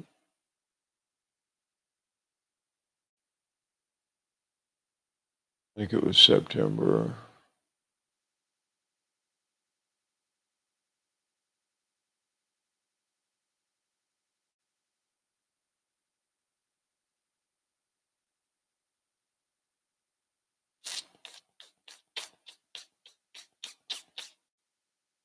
It's gonna drive me crazy if I don't find it. I'll play this next video and then I'll find it instead of pausing right here. Bum bum bum bum bum bum bum bum bum. Stand by. Let me get this going here, and I'll find it, and then I'll tell you about it. The three Democrats that made the seditious remarks telling the fucking troops not to follow unlawful orders, that is as bad or worse as you think it is. And they are the deep state. That bitch is ex-CIA and the other two are naval intelligence. That is the deep state. You think Mark Kelly got to go on the space station water tank without being deep state? Fuck no, dude. Like these three, what they are doing is sowing dissent within the ranks of the military. They defined unlawful orders as if you feel like it's unlawful, total libtard thing to do. Oh, do you think that fucking deporting illegal aliens is unlawful? Don't follow those orders. Like, no, you will go to fucking prison for that shit. That's a court-martial. That will not fucking go well because those are legal and lawful orders. But what they are trying to do is sow that discontent. What they are going for is the Podesta plan here. And this all comes around to when they won at the election, they took control of Virginia, Maryland, and D.C. now. And their plan, that wackadoodle fucking AG in Virginia, they're going to come for Trump January 20th. They're going to fucking create civil unrest, fucking lawsuits against Trump with this Virginia AG, force Trump to put troops in the streets, and then they're going to call him, oh, you're a fucking dictator. They're going with the Podesta plan. The leaked Podesta email plan, it said they could plan to do civil unrest, force Trump to put fucking troops in the street, call him a dictator, secede blue states, and create an actual civil war. Then just like that movie, they think that they're going to get the military on their side and fucking kill Trump. This is their fucking plan. This is what they intend to do. Trump has till like January 20th when these Democrats come into power in Virginia, Maryland, and D.C. And they are fucking wackadoodles. Like the one AG, he made the comments about just killing Republicans and their kids. That's who we're dealing with here. That's who's going to be the new AG in Virginia. It's way worse than Letitia James. Mass firings at the FBI and DOJ. All these same people are still in control. They're saying that James Comey and Christopher Wray are still in control of the FBI because Kash Patel and Dan haven't fired any of them. And they're all the FBI upper fucking middle management is all just loyal to Comey and they're not doing anything. That's what's going on. They're saying with the fucking DOJ. If there are not mass firings, we can't have mass arrests. If we don't get mass arrests in the next 60 days, the lawfare is gonna start up out of Virginia. And this whole fucking cycle is going to start. Civil unrest, troops in the street, Trump's a dictator, secession, civil war, full shit show. We can rip the Band-Aid off now. Mass firings, mass arrests, avert this, or we're going to have to fight it out. I'm for fighting it out, quite honestly, but I'm fucking weird. Good luck to you all. Long live this beautiful republic. What's up, everybody? Major Retired Richard Ojeda here. And as a former leader who spent 24 years in service to this country, I think it's important to remind everyone that we teach our soldiers, sailors, airmen, Marines, Space Guardians, Coast Guardsmen, and members of our National Guard that if they are ever given an order that is unlawful, illegal, or immoral, it is their duty to refuse those orders. This isn't rocket science. We have a wannabe dictator in office that thinks that anyone who doesn't agree with his cruel and evil ways should somehow be prosecuted or sentenced to death. This is what happens when we elevate a criminal to the highest office in the land. Donald Trump is literally calling for the executions of elected officials because they are reminding our military that they have a choice to oppose cruelty. Our country deserves better than a wannabe dictator. Remember your oaths. Sappers clear the way, airborne all the way. I'm Senator Alyssa Slotkin. Senator Mark Kelly. Representative Chris DeLuzio. Congresswoman Maggie Goodlander. Representative Chrissy Houlihan. Congressman Jason Crow. I was a captain in the United States Navy. Former CIA officer. Former Navy. Former paratrooper and Army Ranger. Former intelligence officer. Former Air Force. We want to speak directly to members of the military and the intelligence community who take risks each day to keep Americans safe.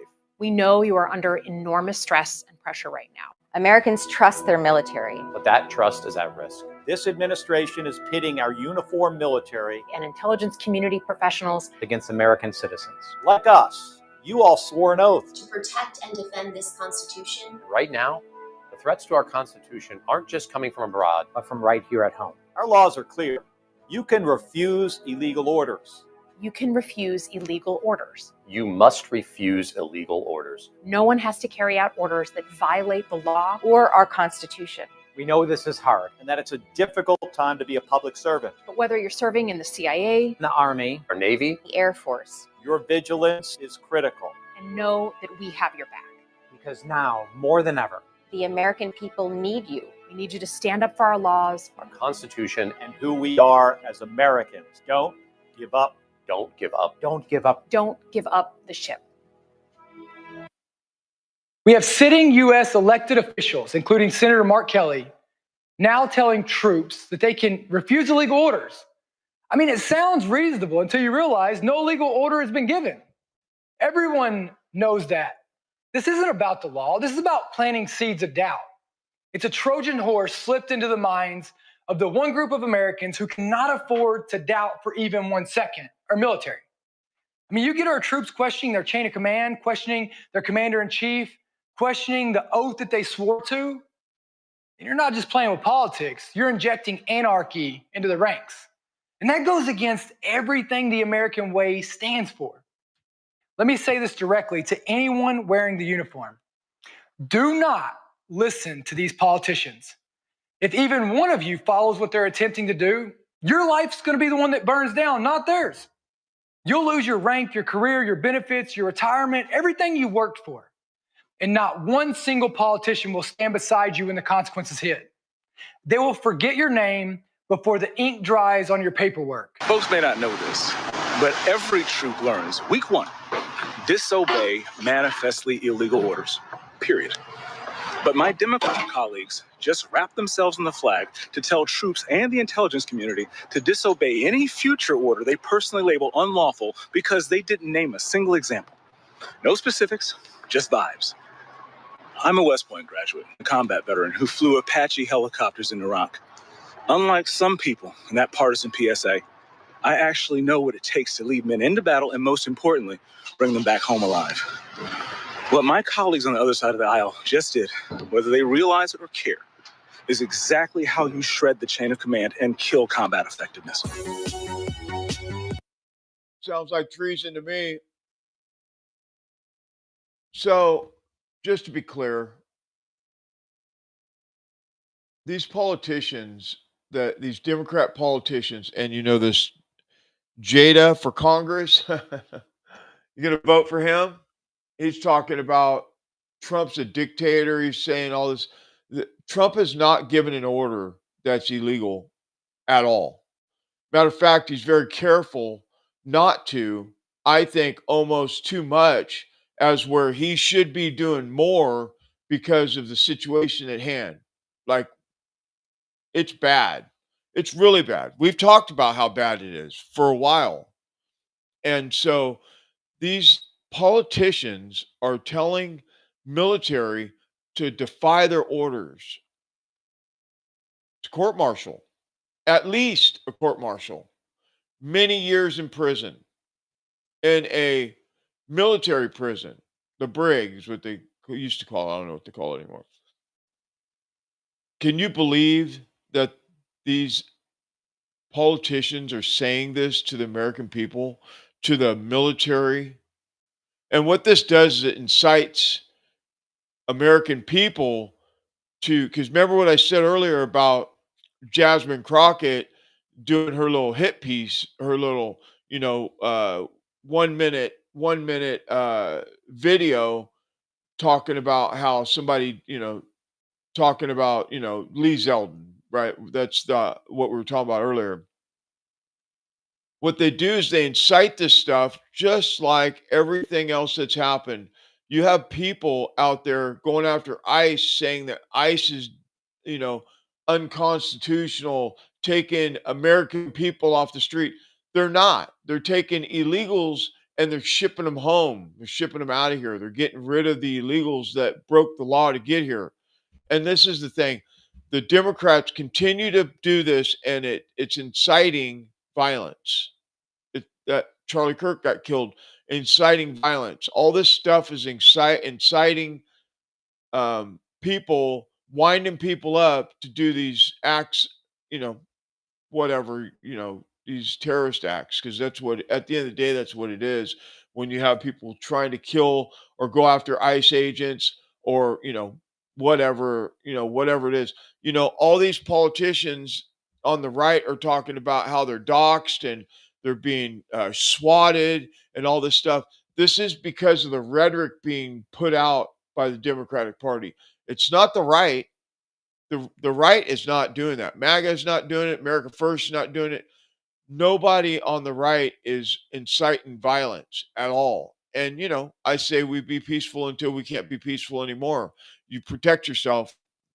That's the standard, right? You be peaceful until it's in your face and somebody attacks you, then you have to protect yourself, right? That's just the way it goes.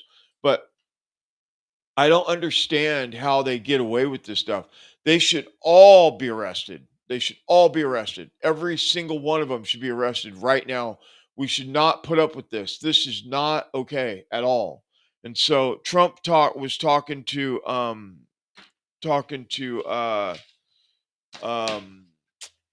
what's his name? America's Voice newscaster. And let's play this real quick. Video up. Look, that was a very terrible. That was a traitorous statement. That was a horrible thing to do. I believe they broke the law very strongly. I think it's a very serious violation of the law. Yeah. I know Todd Blanche seems to be looking into it. Your assistant deputy, or your well, deputy. I think Pete Hegseth is looking into it too. I know they're looking into it militarily. I don't know for a fact, but I think the military is looking into it. The military courts. Well, if you look at sedition, if you look at that type of, that's a very strong form of being a traitor. It's a terrible thing to say. I must tell you, I heard it, and I thought it was some kind of a comedy situation. I thought that it was some kind of a skit, and because I couldn't believe that they'd say it. And I watched Democrat congressmen and one Democrat senator yesterday on one of the shows. Didn't even want to discuss it. They said, whoa, don't get me into that one. They don't want to get into it. That is a really serious charge. I'll tell you what they said is, and it was, I don't know about the modern day things because, modern day is a lot softer. But in the old days, if you said a thing like that, that was punishable by death. Yeah, but you're not threatening them. A lot of people are interpreting there's a threat and there's security. Well, I'm not threatening them, but I think they're in serious trouble. I would say they're in serious trouble. I'm not threatening death, but I think they're in serious trouble. In the old days, it was death. Do you worry, Mr. President? Seditious behavior. Do you worry? That was a big deal. Do you worry? Today, nothing's a big deal. Today's a different world, okay? It's a softer, it's a meeker, milder world. But I will say this: I think what they did is really bad. The hatred is pretty strong. But what they say, essentially, don't follow the orders of the president of the United States. So to the military. Do you worry that some of your guys are going to say no? Young privates and young corporals and young sergeants, and they're not scholars necessarily. There might be a few, frankly, but they're not scholars. They don't, study the Constitution, et cetera, et cetera. They know that. So these are people. These are bad people.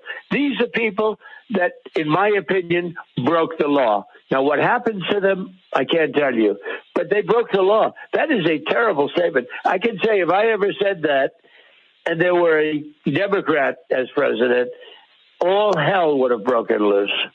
And it has broken loose. I have had more calls from people, even Democrats, saying what a horrible thing that was.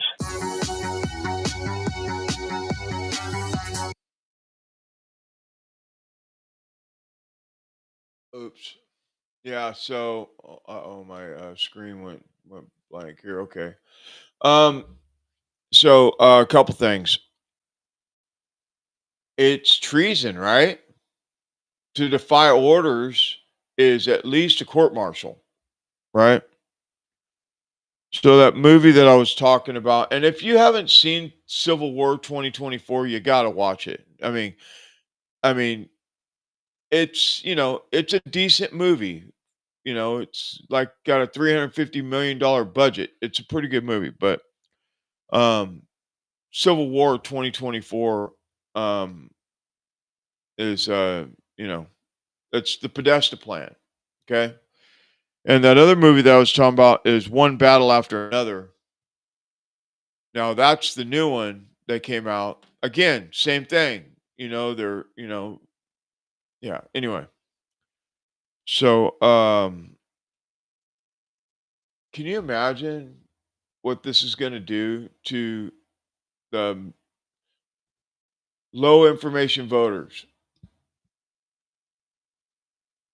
That's what I'm looking at. Like the low information voters, what they're seeing is all this stuff going on, and how do you respond to Trump's fill in the blank all the time, right?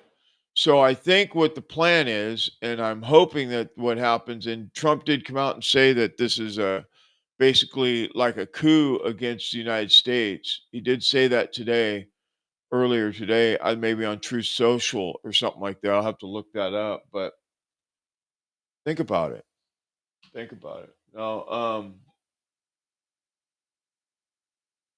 yeah, it's crazy. I have no words for what this looks like, but let's move on here. Alex Jones, and here's this Ivan Raiklin, semi. If I were to have 10 seconds with President Trump, basically 5 seconds, if you do not do mass arrests of the government gangster, deep state target list, etc., you will see lawfare and more assassination attempts starting on January 17th.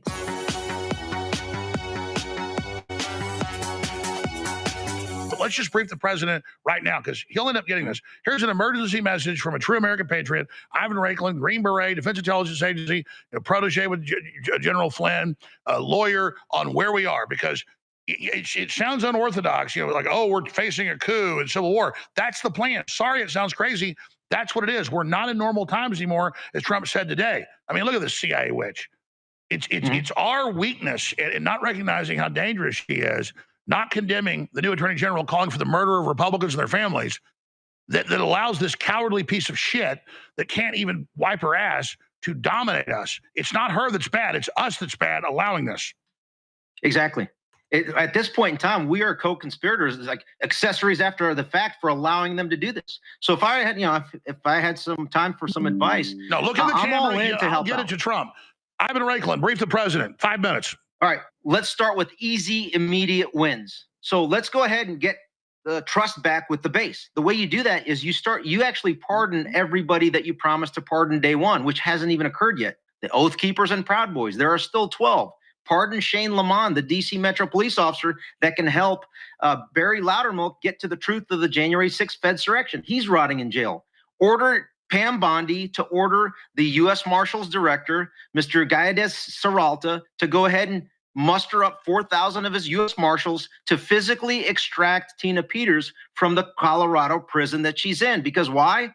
Why don't you go ahead and file several criminal federal charges on Jenna Griswold in Colorado for her role in manipulating and violating statutes related to the 2020 election? She publicly leaked all the computer codes days before the election. I mean, those are immediate, simple wins that I will immediately go scorched earth for 24 hours, 24/7 for a week saying, this is fantastic. This administration's back on track and they're actually listening to us. Those are the simple wins. From there, then we go into let's all crowdsource the necessary criminal referrals for every single person that you and I have talked about for years. Right now, we don't have let's help out the Lindsay Halligans of the world. Let's help out, you name the U.S. attorney that's been confirmed so far or hasn't been confirmed, to essentially, we need to put out on essentially X at this point, a draft criminal referral for every single member of the deep state that must be actioned before January 17th. Absolutely. But it is encouraging. It is encouraging, but also scary that I got the call and then you got the call because I wasn't answering the phone, but I did answer later because I was just mad at him and sick of it. Like, you don't know who to go after? Like, no, we don't.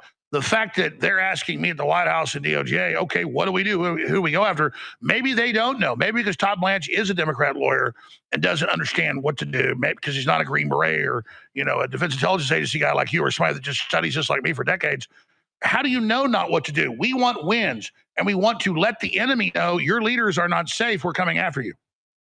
So I'm available. If this is a serious request, Alex, I'm willing to forego Thanksgiving next week. I'm willing to forego the rest of the next 2 months. Heck, if they're serious about it, I'm going all in to help out, to help in any way that I can. My top 3 things. We go after the deep state. Primarily, we have to expose the Fedsurrection of January 6th. It's going to start to loop in a lot of Republicans and Democrats. And we have to go after those that did the whole COVID heist. Unfortunately, elements of the highest levels of the Republican Party, which we saw at the funeral yesterday for Cheney, were also involved in that op. So it's going to be painful. I mean, this is going to be a painful, whatever you want to call it, like internal, just below a inside of government civil war. But we have to go through the process of cleansing out No, I totally agree. But 11 months in or 10 months in, Trump finally gets that he's been lied to. He's trying to figure it out. So he is reaching out and saying, okay, well, then who is good, who is bad? That is a very positive thing. But I was going to go into this admin as a part-time, what do you call it, the special government employee, Alex. I was asked to be a special government employee both at State Department, over in the national security arena, and guess who blocked me? It was one of them. It was Kash Patel. So if they're serious about bringing what I have and my knowledge and expertise, like, I'm still game. I am not funded by billionaires. I'm not funded. Having citizens come to me and tell me that something didn't seem right. Something didn't seem right in our local city council elections. Something didn't seem right in our county from years ago to the 2020 election. And they wanted answers. Another voter contacted the office after learning from the state's ballot tracking system that their ballot had been turned in by someone else. Election officials began comparing signatures and noted some of them appeared to be signed by the same person.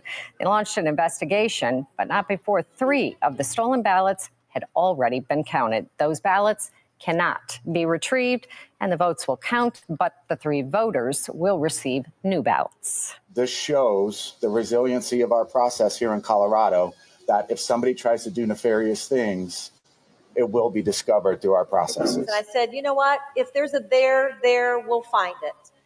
And I've made that pledge to the citizens of Mesa County and all over Colorado that the people elected me.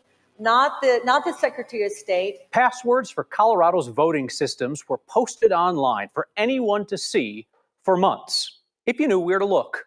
Democratic Secretary of State Jenna Griswold's office apparently posted them online by accident. Griswold's office found out last Thursday and had not told the county clerks who actually run elections. Then the Colorado Republican Party went public today, demanding that Griswold secure those voting machines. And it sounds like what you're saying is the only people investigating the actions of your office are your office, unless I'm mistaken. Is there an outside agency that's investigating what happened in your office? We unfortunately had a civil servant upload a spreadsheet with some passwords to voting equipment. That is not the passwords needed to access the voting equipment. You need 2 sets of passwords. That is the full extent of it. We disclosed that immediately to federal agency CISA that has oversight of the nation's elections, and we've been working with them. Those BIOS passwords, 670 of them, from 63 counties out of the 64 counties in Colorado, have been on the public website for the Secretary of State, which means they were out there for anybody to grab. Anyway. She should be locked up, and they should throw away the key and let me loose. Yeah, we need a prisoner swap. Tina Peters, former Mesa County clerk in Colorado, was convicted in 2024 on 7 counts, including felony charges for allowing unauthorized imaging of Dominion voting machines in 2021. She argued that her actions were intended to preserve election records before a state-mandated software update that would have erased them. Believing this was her duty to ensure transparency amid public concerns about the 2020 election. Peters acted without criminal intent and argued that the imaging did in fact reveal potential vulnerabilities in the voting system.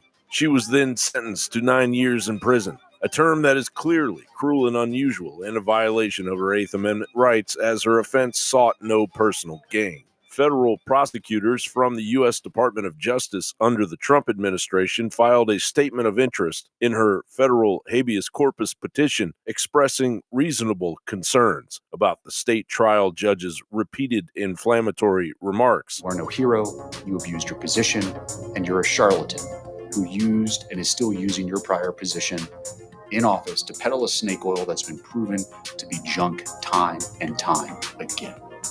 Your lies are well documented, and these convictions are serious. President Trump has called her a political prisoner and demanded her release. The Deputy Attorney General in the federal government is working, Todd Blanche, is asked the Bureau of Prisons to find any way they can legally to move Tina Peters out of Colorado State Prison and into federal prison. Now, that could signal several things. One, they're worried about her safety. Two, that she might become a witness in some future federal investigation. Therefore, having her in federal custody would be a part. Peters remains incarcerated in a Colorado prison and housed among violent offenders despite being 70. She is reportedly in poor health after she previously underwent treatment for lung cancer, resulting in the partial removal of one of her lungs, which has left her with chronic respiratory vulnerabilities. Free Tina Peters today. Releasing her pending full review would correct a miscarriage of justice, protect whistleblower-like conduct by election officials, and help to restore public confidence in an election system tearing the nation apart. John Bound reporting for InfoWars. That's a sad story right there.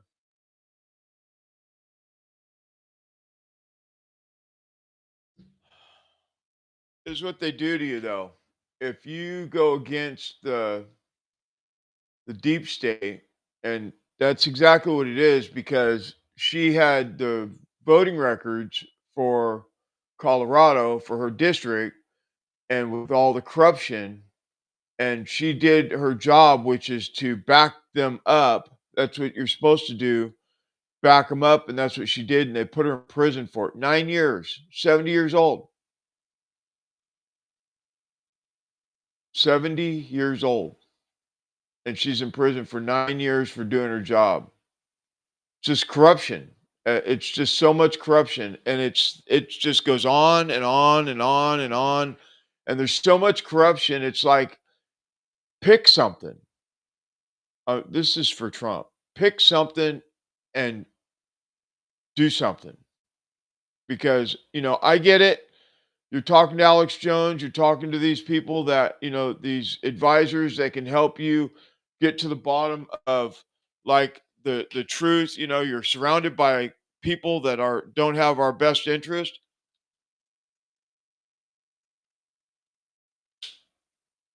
Todd Blanche, Susie Wiles.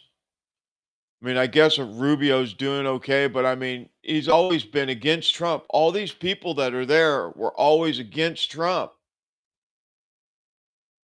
What are we doing? We're watching our country burn to the ground. We got people like Tim Peters in prison.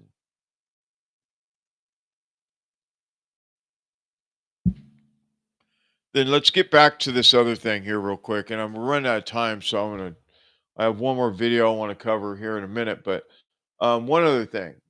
But so Ivan Raiklin has been talking about the deep state hit list for years, since 2021, 22, about all the corruption with the deep state. I support him going and working with the Trump administration to get to the bottom of it. But this is the thing. Is it going to be another situation like you have with MTG, where she was out there fighting the good fight to make sure that was out there making sure that we did something positive for our country and root out the corruption in government, and now she's been exiled by Trump. Is that going to be the same thing that happens to them? It's pretty sad when you think about it. The way it's going down, and I'm sure it's the advisors that Trump has around him giving him bad information, because when he gets the right information, he does make the right choice.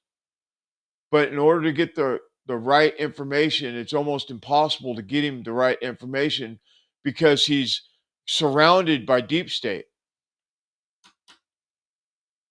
So, yeah. So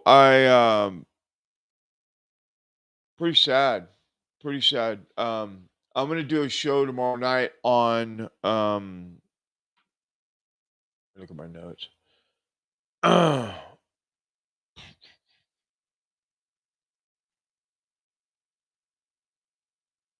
I'm going to do a show tomorrow night.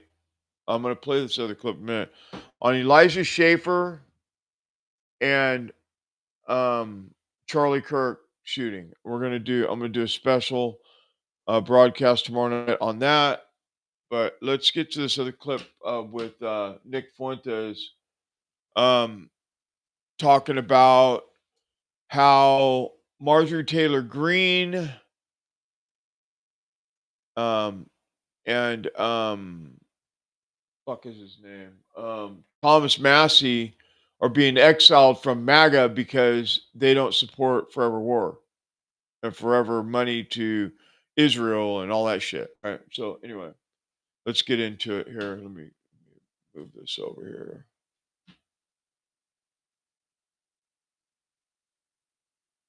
Why is Trump against Thomas Massey and Marjorie Greene? It is literally two things, two reasons. Why are Thomas Massey and Marjorie Greene out of MAGA? What do they have in common? Why do I say because of the commonality? A lot of Trump defenders, a lot of Republican apparatchiks will say that the reason Trump is condemning Massey is because Massey doesn't vote with Republicans in Congress. Massey has a problem with Trump's agenda as a libertarian. That's what they argue in defense. They say, well, Thomas Massey happens to be against AIPAC and foreign aid to Israel, but the real reason is that he's this obstructionist. But that's not true of Marjorie Taylor Greene. Marjorie Taylor Greene has been one of Trump's strongest allies and a good friend of his since she got into Congress 5 years ago. So you can't say that about Marjorie Greene. You can say that Thomas Massey, and I would even argue there's some credibility to this. I think it's a pretext, but it's sort of a compelling one. You might argue that, well, Thomas Massey hasn't been specifically a great ally to Trump, but that cannot be said about Marjorie Greene. Marjorie Greene has always been a loyal supporter and defender of Trump and his agenda in Congress. So why is Trump condemning her and Massey? Well, there's a common denominator between them both. And it's not that they're against Trump's agenda. It's two things. One, they're both against foreign aid to Israel. Marjorie Greene, like Thomas Massey, has become extremely outspoken against all the U.S. aid to Israel, which, by the way, is what Trump's own doctrine calls for. If Trump says America first, and pursuant to his executive order, the State Department was ordered to review all foreign aid to every country, that review, that executive order, that policy should apply to Israel as well. But it didn't, and it hasn't. Out of all the countries that we give foreign aid to, the only country that kept getting their foreign aid was Israel. And when Congress considers items like this, the only country where this became a controversy was Israel.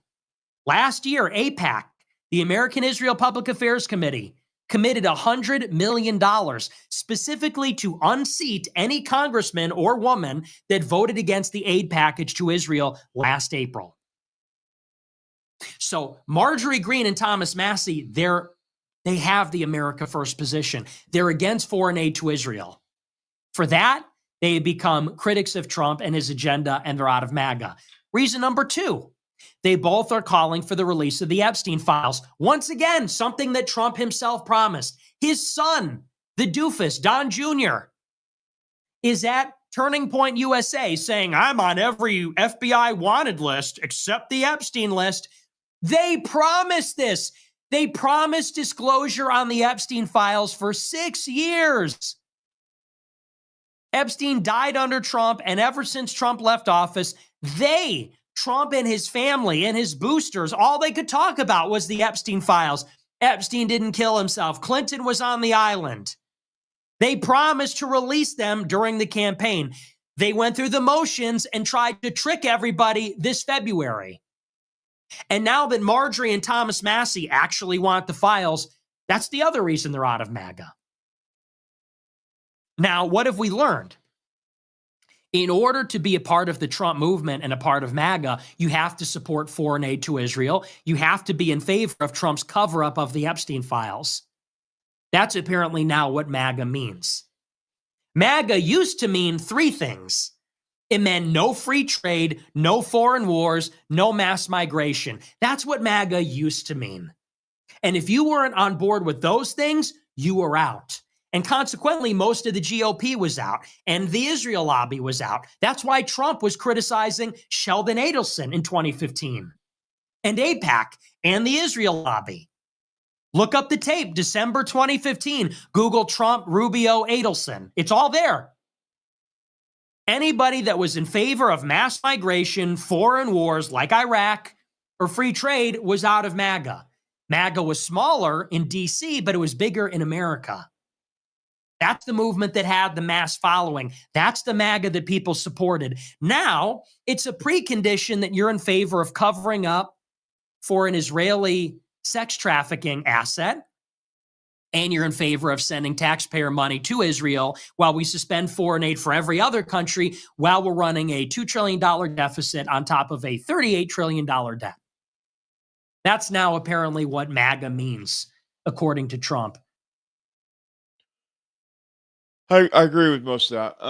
I don't agree with all of it because I think that, again, I'm going to stay with my idea, my thought about the Epstein files, and I hope I'm right. I don't want to be wrong about this, but if I'm wrong, I'll let you know that I am. But we'll see how this Epstein file shakes out. We will definitely see. So tomorrow night, 8 o'clock, I'll be here. 8 p.m. Pacific Standard Time, so California time, I'll be here, and we'll get into this. I got some pretty interesting stuff to go over. What's his name? I check my notes all the time here. I can't remember shit anymore. Harple was on Rogan lying through his teeth. So we're going to cover that. We're going to cover the drones. We're going to cover some segments from the Sean Ryan show. I think it's pretty pertinent to what we're doing. And yeah, that's what we're going to do. And we're going to talk about Elijah Schaffer being sued by the FBI's girlfriend for $5 million for basically nothing. And we know how that works. We know how that turns out because that's what they did to Alex Jones and Donald Trump. They sued him for nothing, things that weren't even true, and found a judge that would go with it and found him guilty without any evidence. So that's what they do. So, you know, we'll see how this swings. But God bless everybody. Please subscribe to the channel. If you haven't subscribed to the channel, if you've made it this far and you haven't subscribed to the channel, why not? And please share this information, open source. So everything that I have, you're welcome to. And if you go back and look at do some of the research and some of the stuff that I got, we've covered all these things that we've talked about tonight for the last year and a half or 2 years, all of it, and that this was where we're going to end up, and we're here now. Especially the Podesta plan and all these people or all these different cultures, we're going to call them, try and take down America. So we'll be back tomorrow night. Thank you for being here. God bless everybody. And thank you for hanging with me tonight. God bless you, man. Good night.